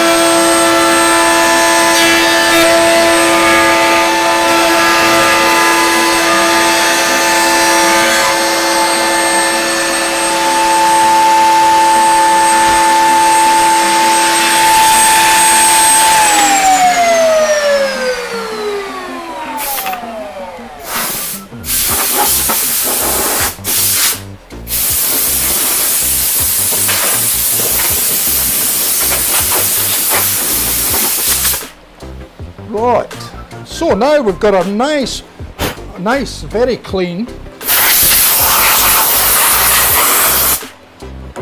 recess all the way around. If I can get it in the camera there, you can see we're now cut into the corners, so we'll have a round in the corners, but we accommodate for that in our base setup once we do the base. So now that we've got that done, what we need to do now is we need to take a couple of measurements for the base. So the depth of the recess now is 5 mil. Okay, so that we cut 2 mil initially, then we cut an extra 3 mil, giving us 5. Now what we need to do is we need to take that measurement there from the inside of the trench to the inside face of this here, which is 146, plus we need a little bit of clearance that way because the timber will expand and contract.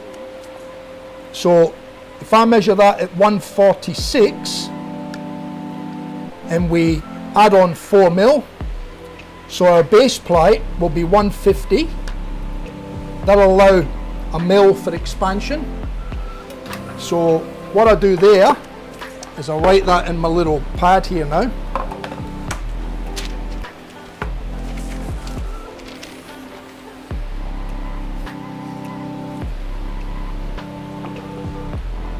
Where did I put my pencil? Oh dear, I'm losing it. Right. So cut size for the base .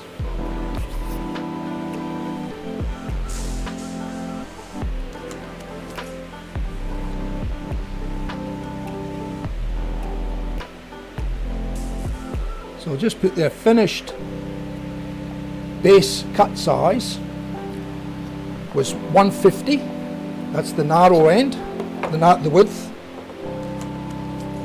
And what we've got here is we've got 236.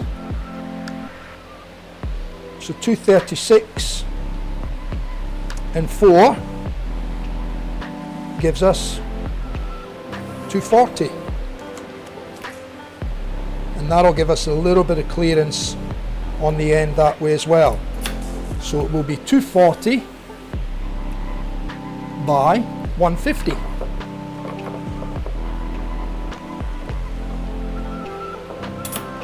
By 150.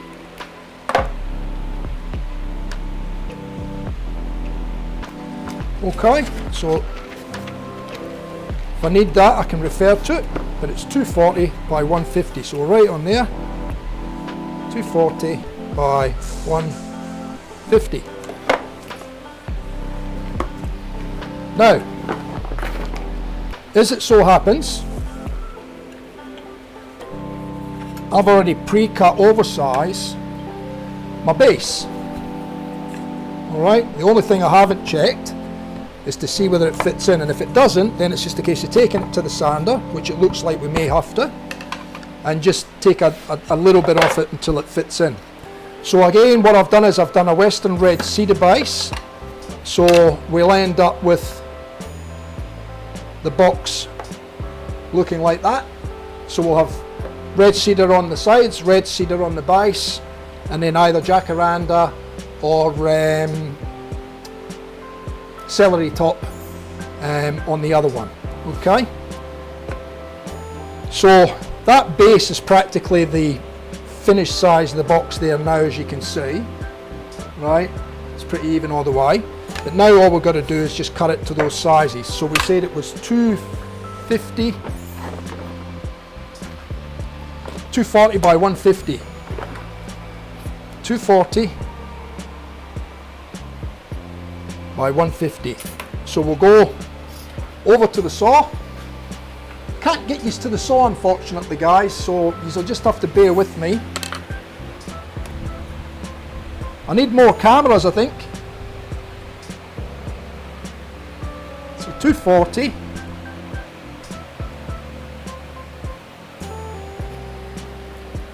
So that's one size. So we'll cut that.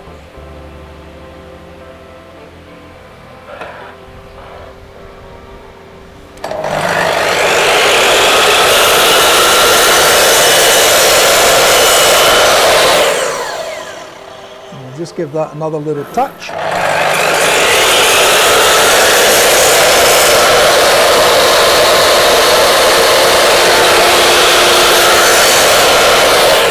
So that's 240, and we said, I think it was 150, wasn't it? Better to double check.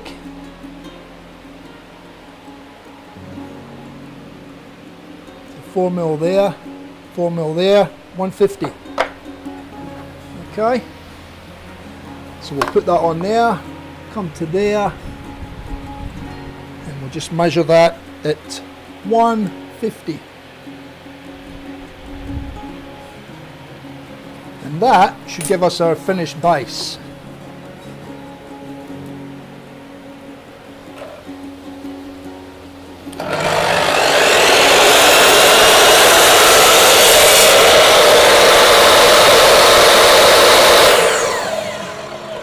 I'm just going to take another tiny little touch off that. Right.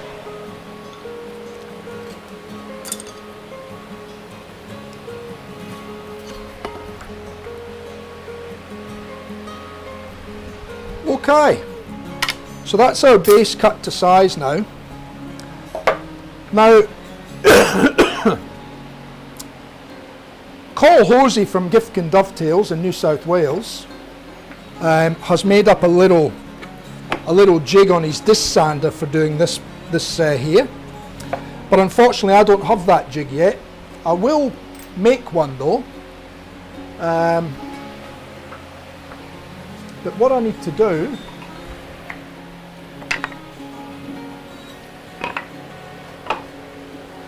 is I now need to cut rounds on each of the corners, and the rounds are the radius of a 10 cent piece. Okay, so what I'm doing here is I'm just bringing those timbers up to meet the edge of the board. And then all I'm doing is just going to mark that little round there. That's one done. We'll do the same here now. Just bring that board into the corner there. Bring the 10 cent piece in. And just draw that little corner there. And I'm going to hit that on the disc sander just to round them over. So again, you just have to bear with me because I can't get around to where the disc sander is at the moment.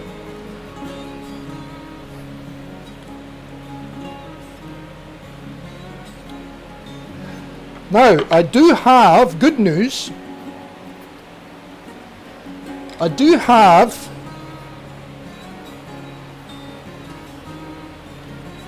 another video audio mixer, not the same as the one I've got. It's a Roland, the other one I've got, but it's the same sort of thing.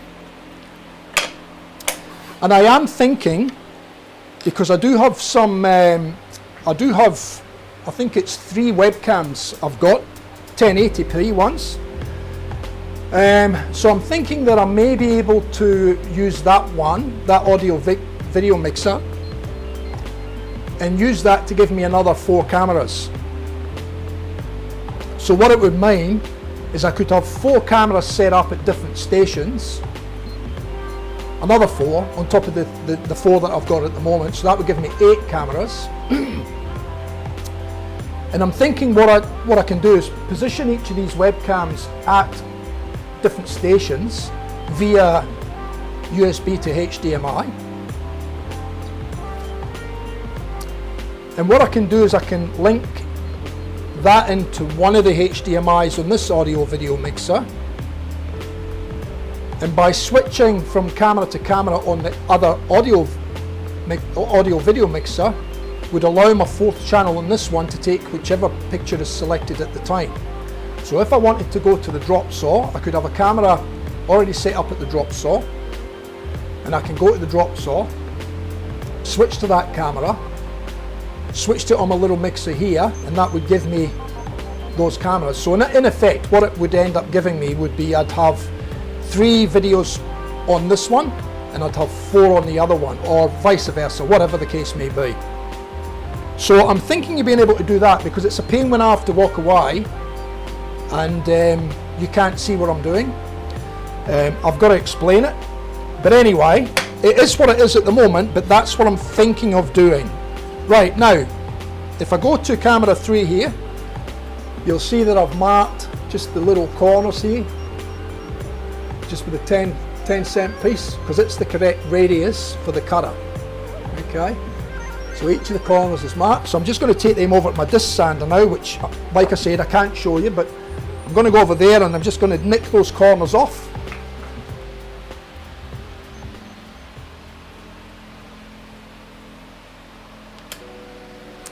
So I won't be too long, just give me a second.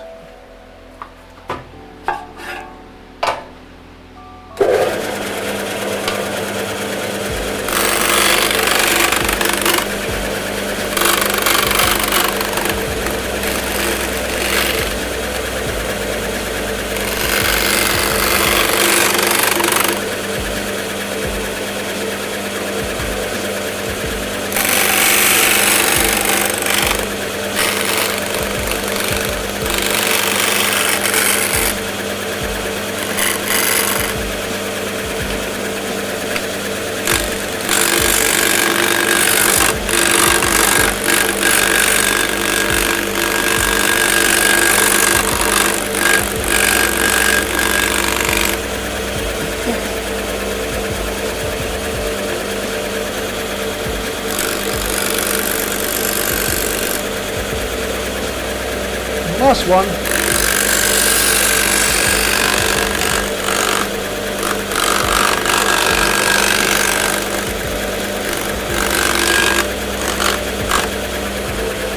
All right.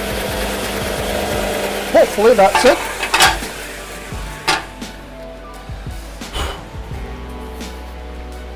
And if I need to come back and nick a little piece off, I can. So there's our board now with all the corners rounded off nicely. Okay, so what we can do now is we can undo this tight. Now, like I said, I may have to take this over to the sander and thin it down a little bit more. And if that's the case, I'll take the other one as well, because the other one will no doubt need done as well.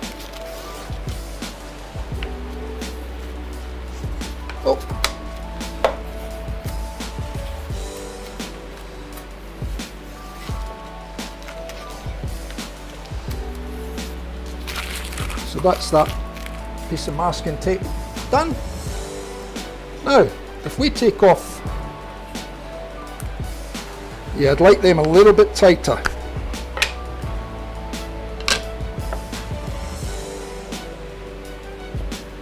If we take that off now, that's the better edge. And I just want to check, yeah, so it needs to come down in thickness. Okay. Give me 2 seconds, fellas. I need to disappear again, because it's just a hassle to move the cameras for the time that I'm over there. So just give me 2 secs. I'll just run this through until it fits that groove, and we'll be done.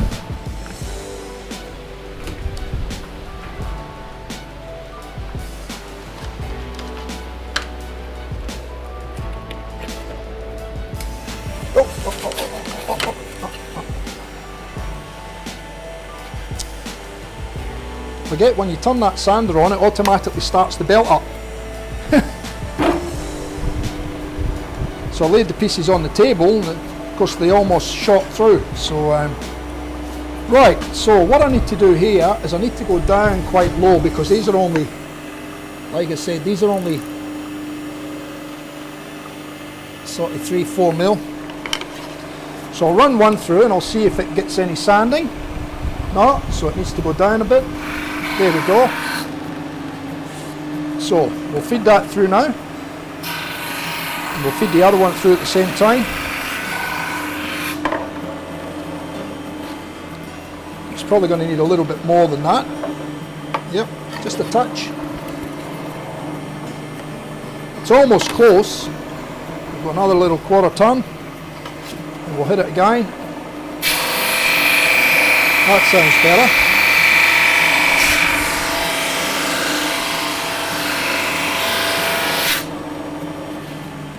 Run it through again.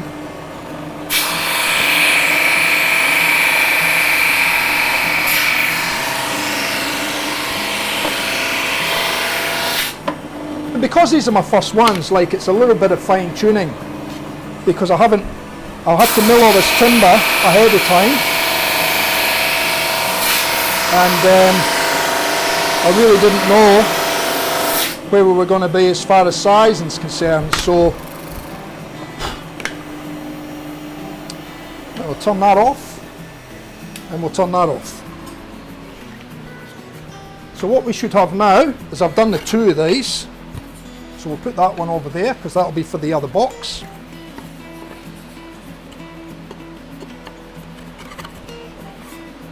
Well, it's still a little bit tight actually. We'll go again. Sorry guys. So we'll switch that on again. We'll go in there, turn it down a touch. This should be more than enough this time.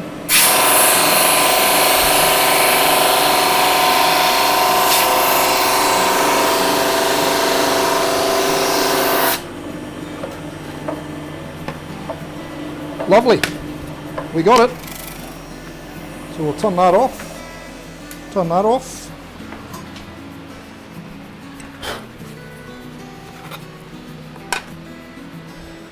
So I won't bore you with the gluing and everything of these, because there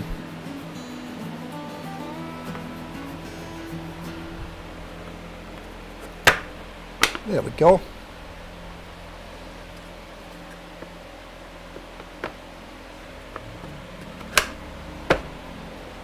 And there we have it.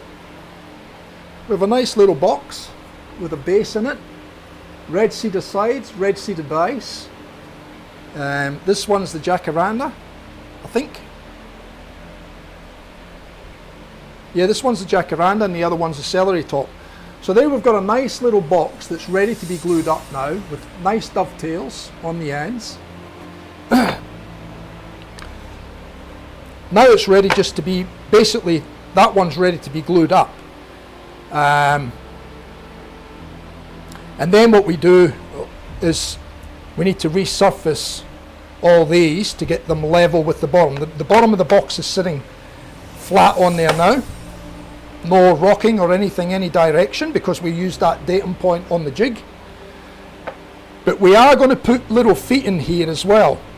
So that's going to be our next task now before we end the stream. So we've been going for 2 hours now, so I don't want to go too much longer. Ian, no problems, mate. Thank you for dropping in and watching the show, mate. I hope it was of interest, and be sure to come back and watch the continuation, mate, at some stage. But yeah, we've got a nice little box here with lovely little dovetails in it, as you can see there, with a nice base in it now, red cedar to match the sides. That one's coming out. And all it needs done now is just a bit of glue it up, and then we go on to the next stages, and then obviously making a lid for it as well. Now the lid for this one, I'm thinking of doing a framed panel lid for this one, which would be quite nice, and make the box look something special.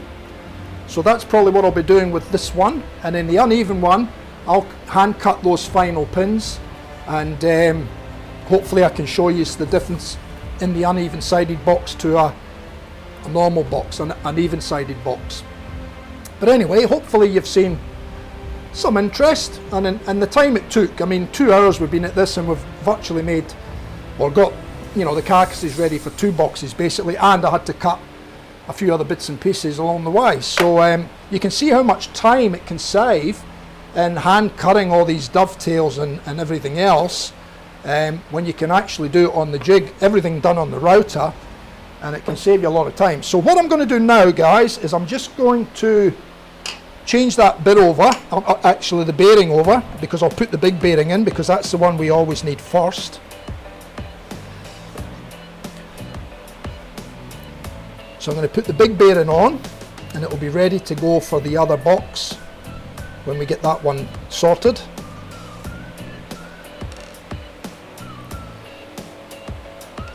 So we'll take that big bearing off, the small bearing off, we'll put the big bearing on, so we're ready to go the next time.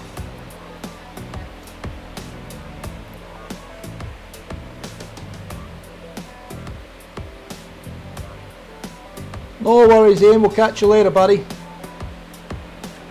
Like I said, thanks for dropping in, mate. Right, so that's it ready to go for the next time now.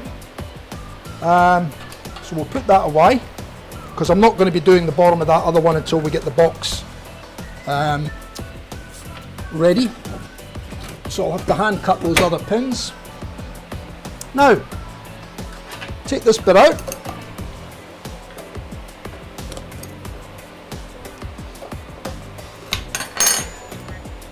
We'll give it a blowout. We'll drop a bit of oil in there. And we'll do the same with that little bearing. We'll drop a bit of oil in there. That's then done. A little bit of oil.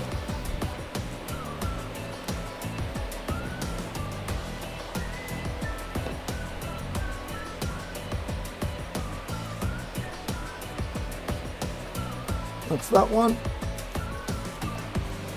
Put that back in its little bag.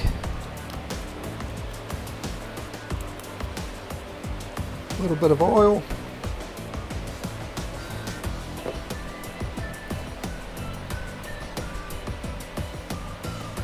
Spinning nice and freely. That can go in there. And that can go in there. All right, put that back in there. So where are we at? What were we going to do next? We're going to do the feet on the bottom. So let me grab my little box of goodies here, and we'll look for the bit for doing the feet.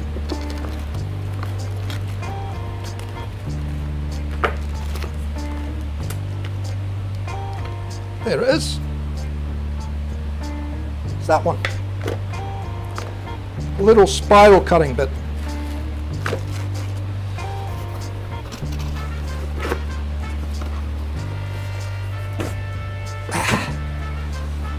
Now,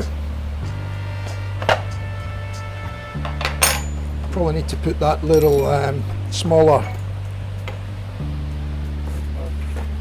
collet in for this one.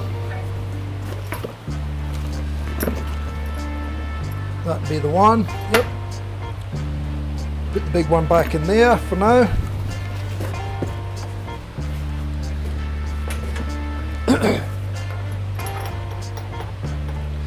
Set that aside.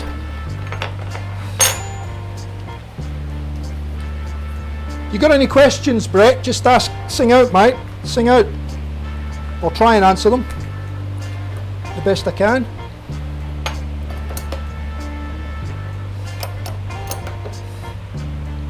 Right. So that's that done. We can drop that down now. Anywhere a bit there will do fine. And I'm trying to think what we need to do here. I'll get rid of these first out the way. We'll have a bit of a tidy up here.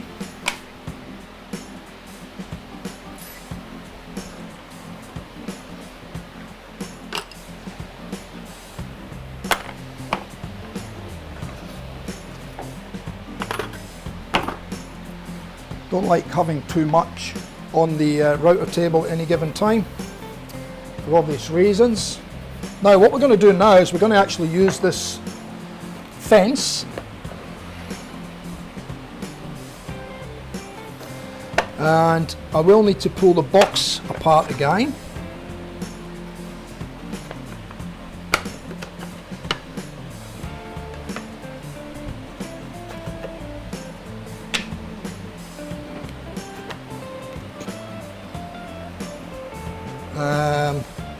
What I should do is mark one corner so that they all go back in the same place. So I'll just put a piece of chalk. I'll just go X and X. We know that those two go together. And we know that that one is there. And that's our base. So what we're going to do now is we're actually going to cut a little into here, but I may have to change that fence to a different fence.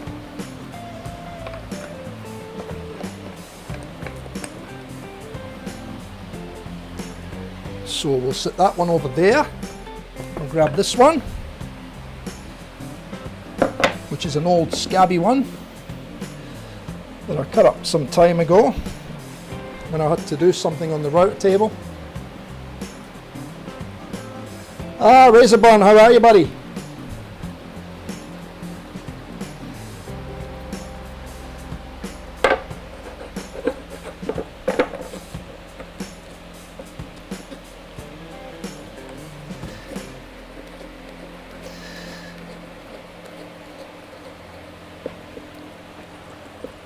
Yeah, we had a little mishap along the way, but we managed to overcome it.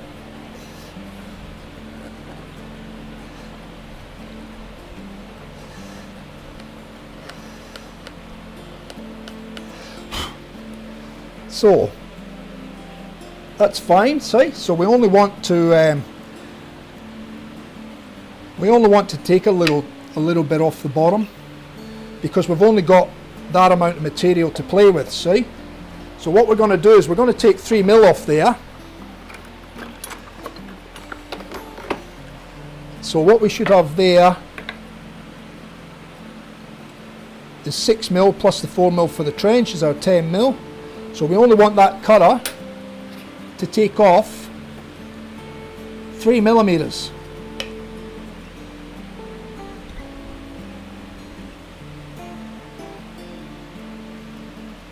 And that's probably it there. Okay. So what I'll do is I'll clamp that there now. And that locks in our 3mm with a fence.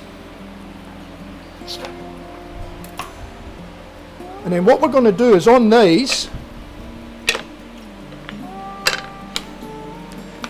we'll keep them like that.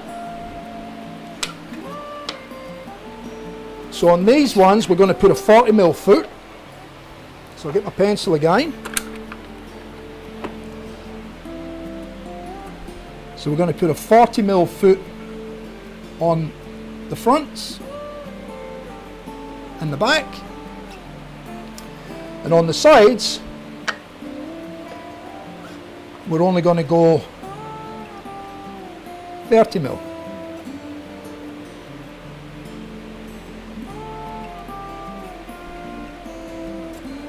So 30mm is that mark there, and 40mm is that mark there. Okay.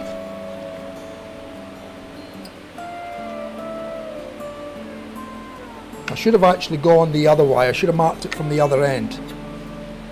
So we'll mark 30mm there, and we'll mark 40mm there. Alright. And then what we're going to do here is we're going to position that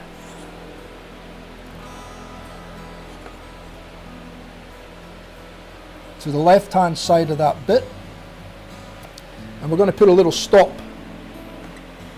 here. Okay, so the little stop will get clamped there. Just bring that back a touch. Now I wonder if I can use one of these for that. Let me just try it. Or should I just put the other clamp on?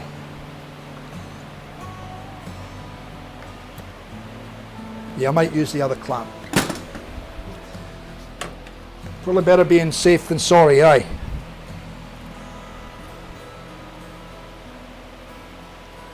So now if I clip that there, that's my stop. That puts me in the right position there.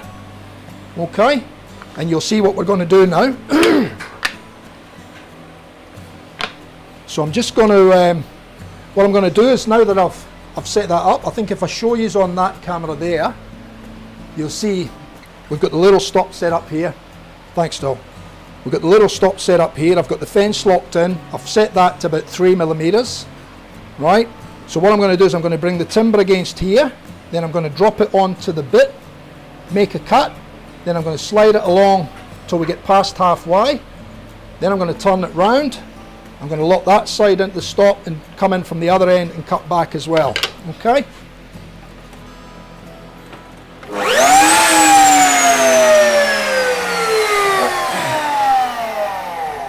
Hang on. Go on to the stop.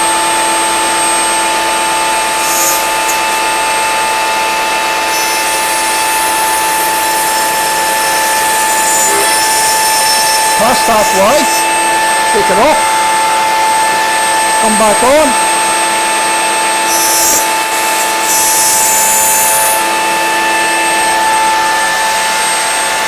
and we've got a nice little foot which I'll show you in a minute. So now we'll do the same with this one, making sure we've got that to the fence, so we lock it in.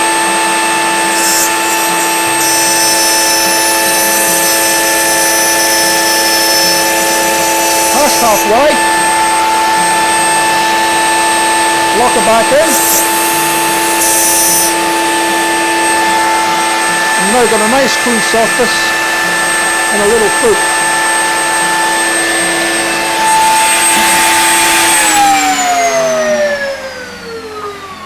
Excuse me while I grab a drink.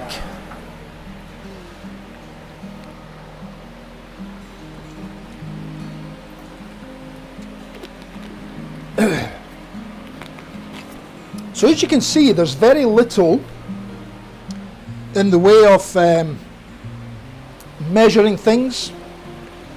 So what we're going to do now is we're going to do the same thing with this. So we'll drop that mark that I put on there to the left hand side of the cutter. We need to relocate our stop now, and we'll have to put the stop that way this time, I think, just to avoid the pins. And that's fine, that's going to stay there okay. So now we turn it back on. We do the same again. So again, making sure that we're doing it on the bottom.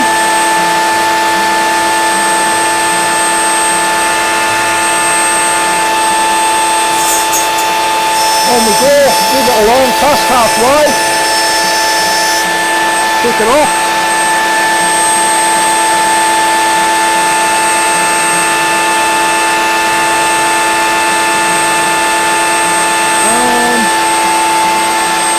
Yeah, that's right. Back on there.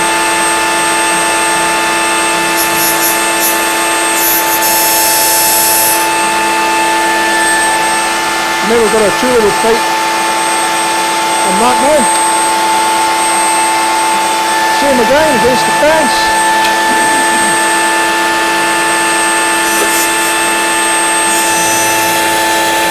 Past halfway. Flip it over. Back onto the stop.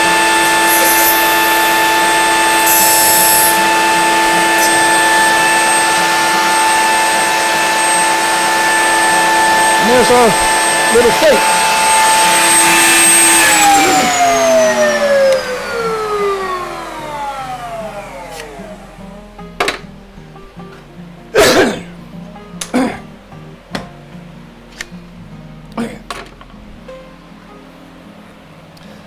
So it's a very, very versatile little system, this. I mean, you can make any router bench do this.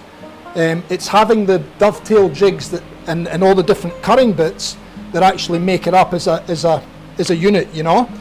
So what I'll do now is I'll put the X back to X, and you'll see it all come together now with the little feet and everything on it. Excuse me. We'll drop the base back in again, just for completeness of what we've done so far today.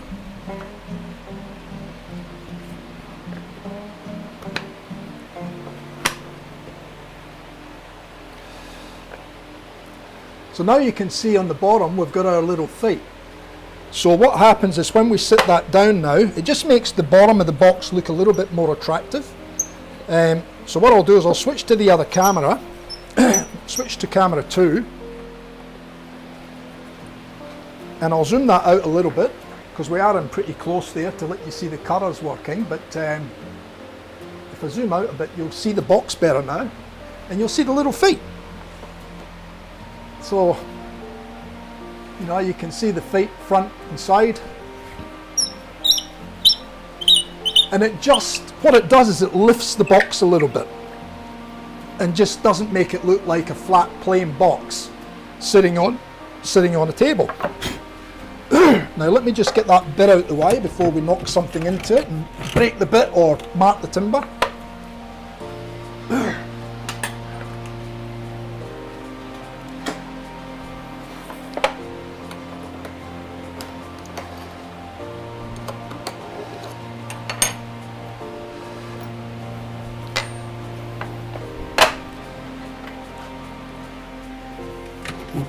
Just drop that down below the surface, and I did actually cut my finger on that bit there when I was taking it out. You see that? Just cut my finger on the edge of that bit. That shows you how sharp they are.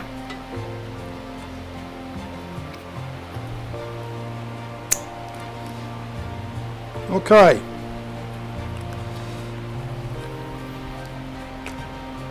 So I think that might do us for today. Sorry about the mishaps early on in the stream. It was kind of a little bit out of my control, but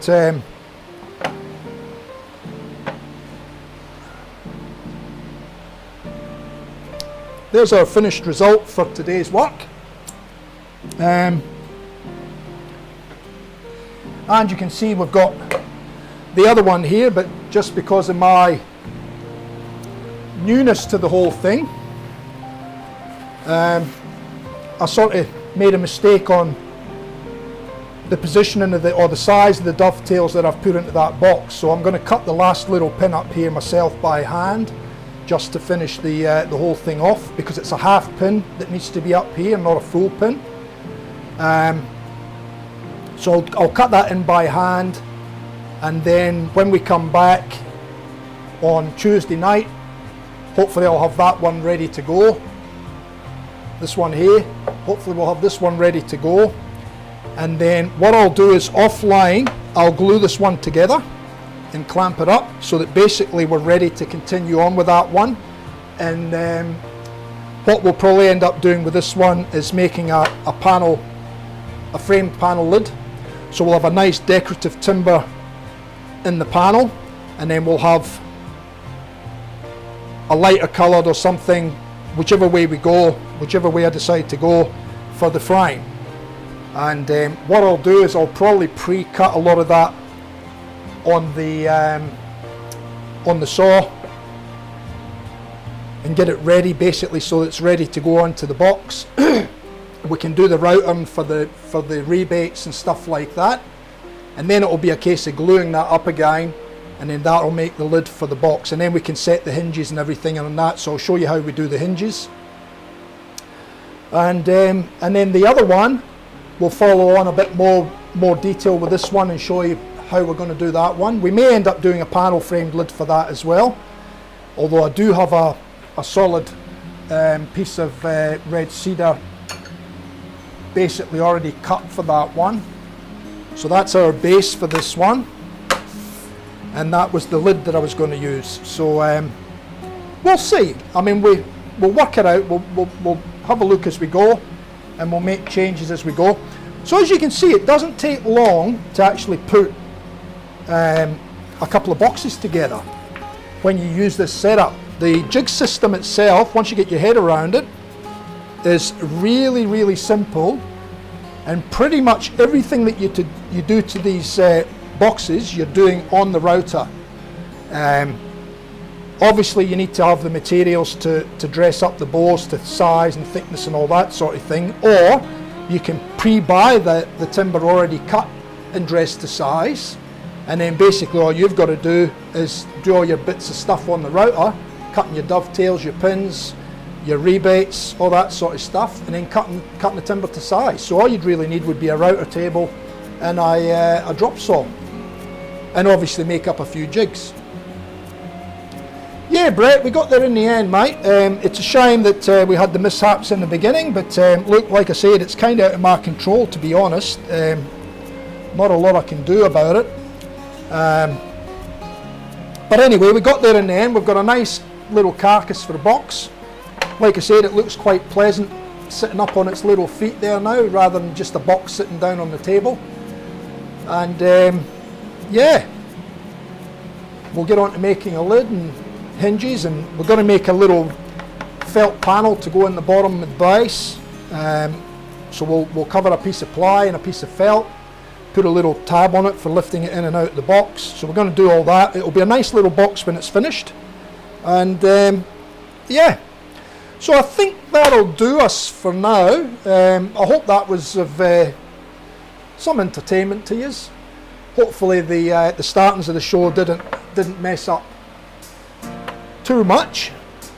We did get a bit done, and yeah, it's good to be doing a bit of this again. But like I said, it's a learning curve for me again, because it's been that long since I've done it, and previously all my dovetailing was done by hand.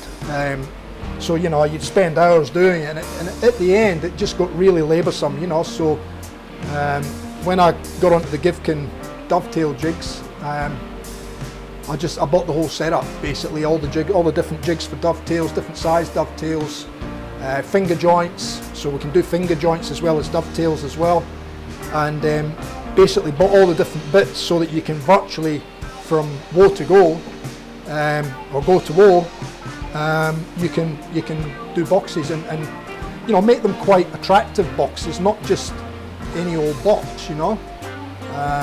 So you can make them quite attractive little boxes just by just using the router table with the router bits. But like I said, there's a bit of preparation in the timber. Alright guys, look, thank you again. We've only got 2 left, or I think it might just be Brett and I. I don't know if Razor's still in there. If you are, Razor, welcome back buddy, and we'll catch you next time hopefully. So we'll be back Tuesday night. I'll try and get a bit of this stuff sorted out over the weekend. We'll be back Tuesday night, and we'll continue on from there. Okay, cheers for now, and we'll catch yous on Saturday. So as usual, just let me get my macros back up. So as usual, you guys stay safe, take care, don't do nothing I wouldn't do, and I'll welcome you back to TF Custom Shaving Brushes Workshop on Tuesday night, 6 o'clock Queensland time. Until then, take care, see ya.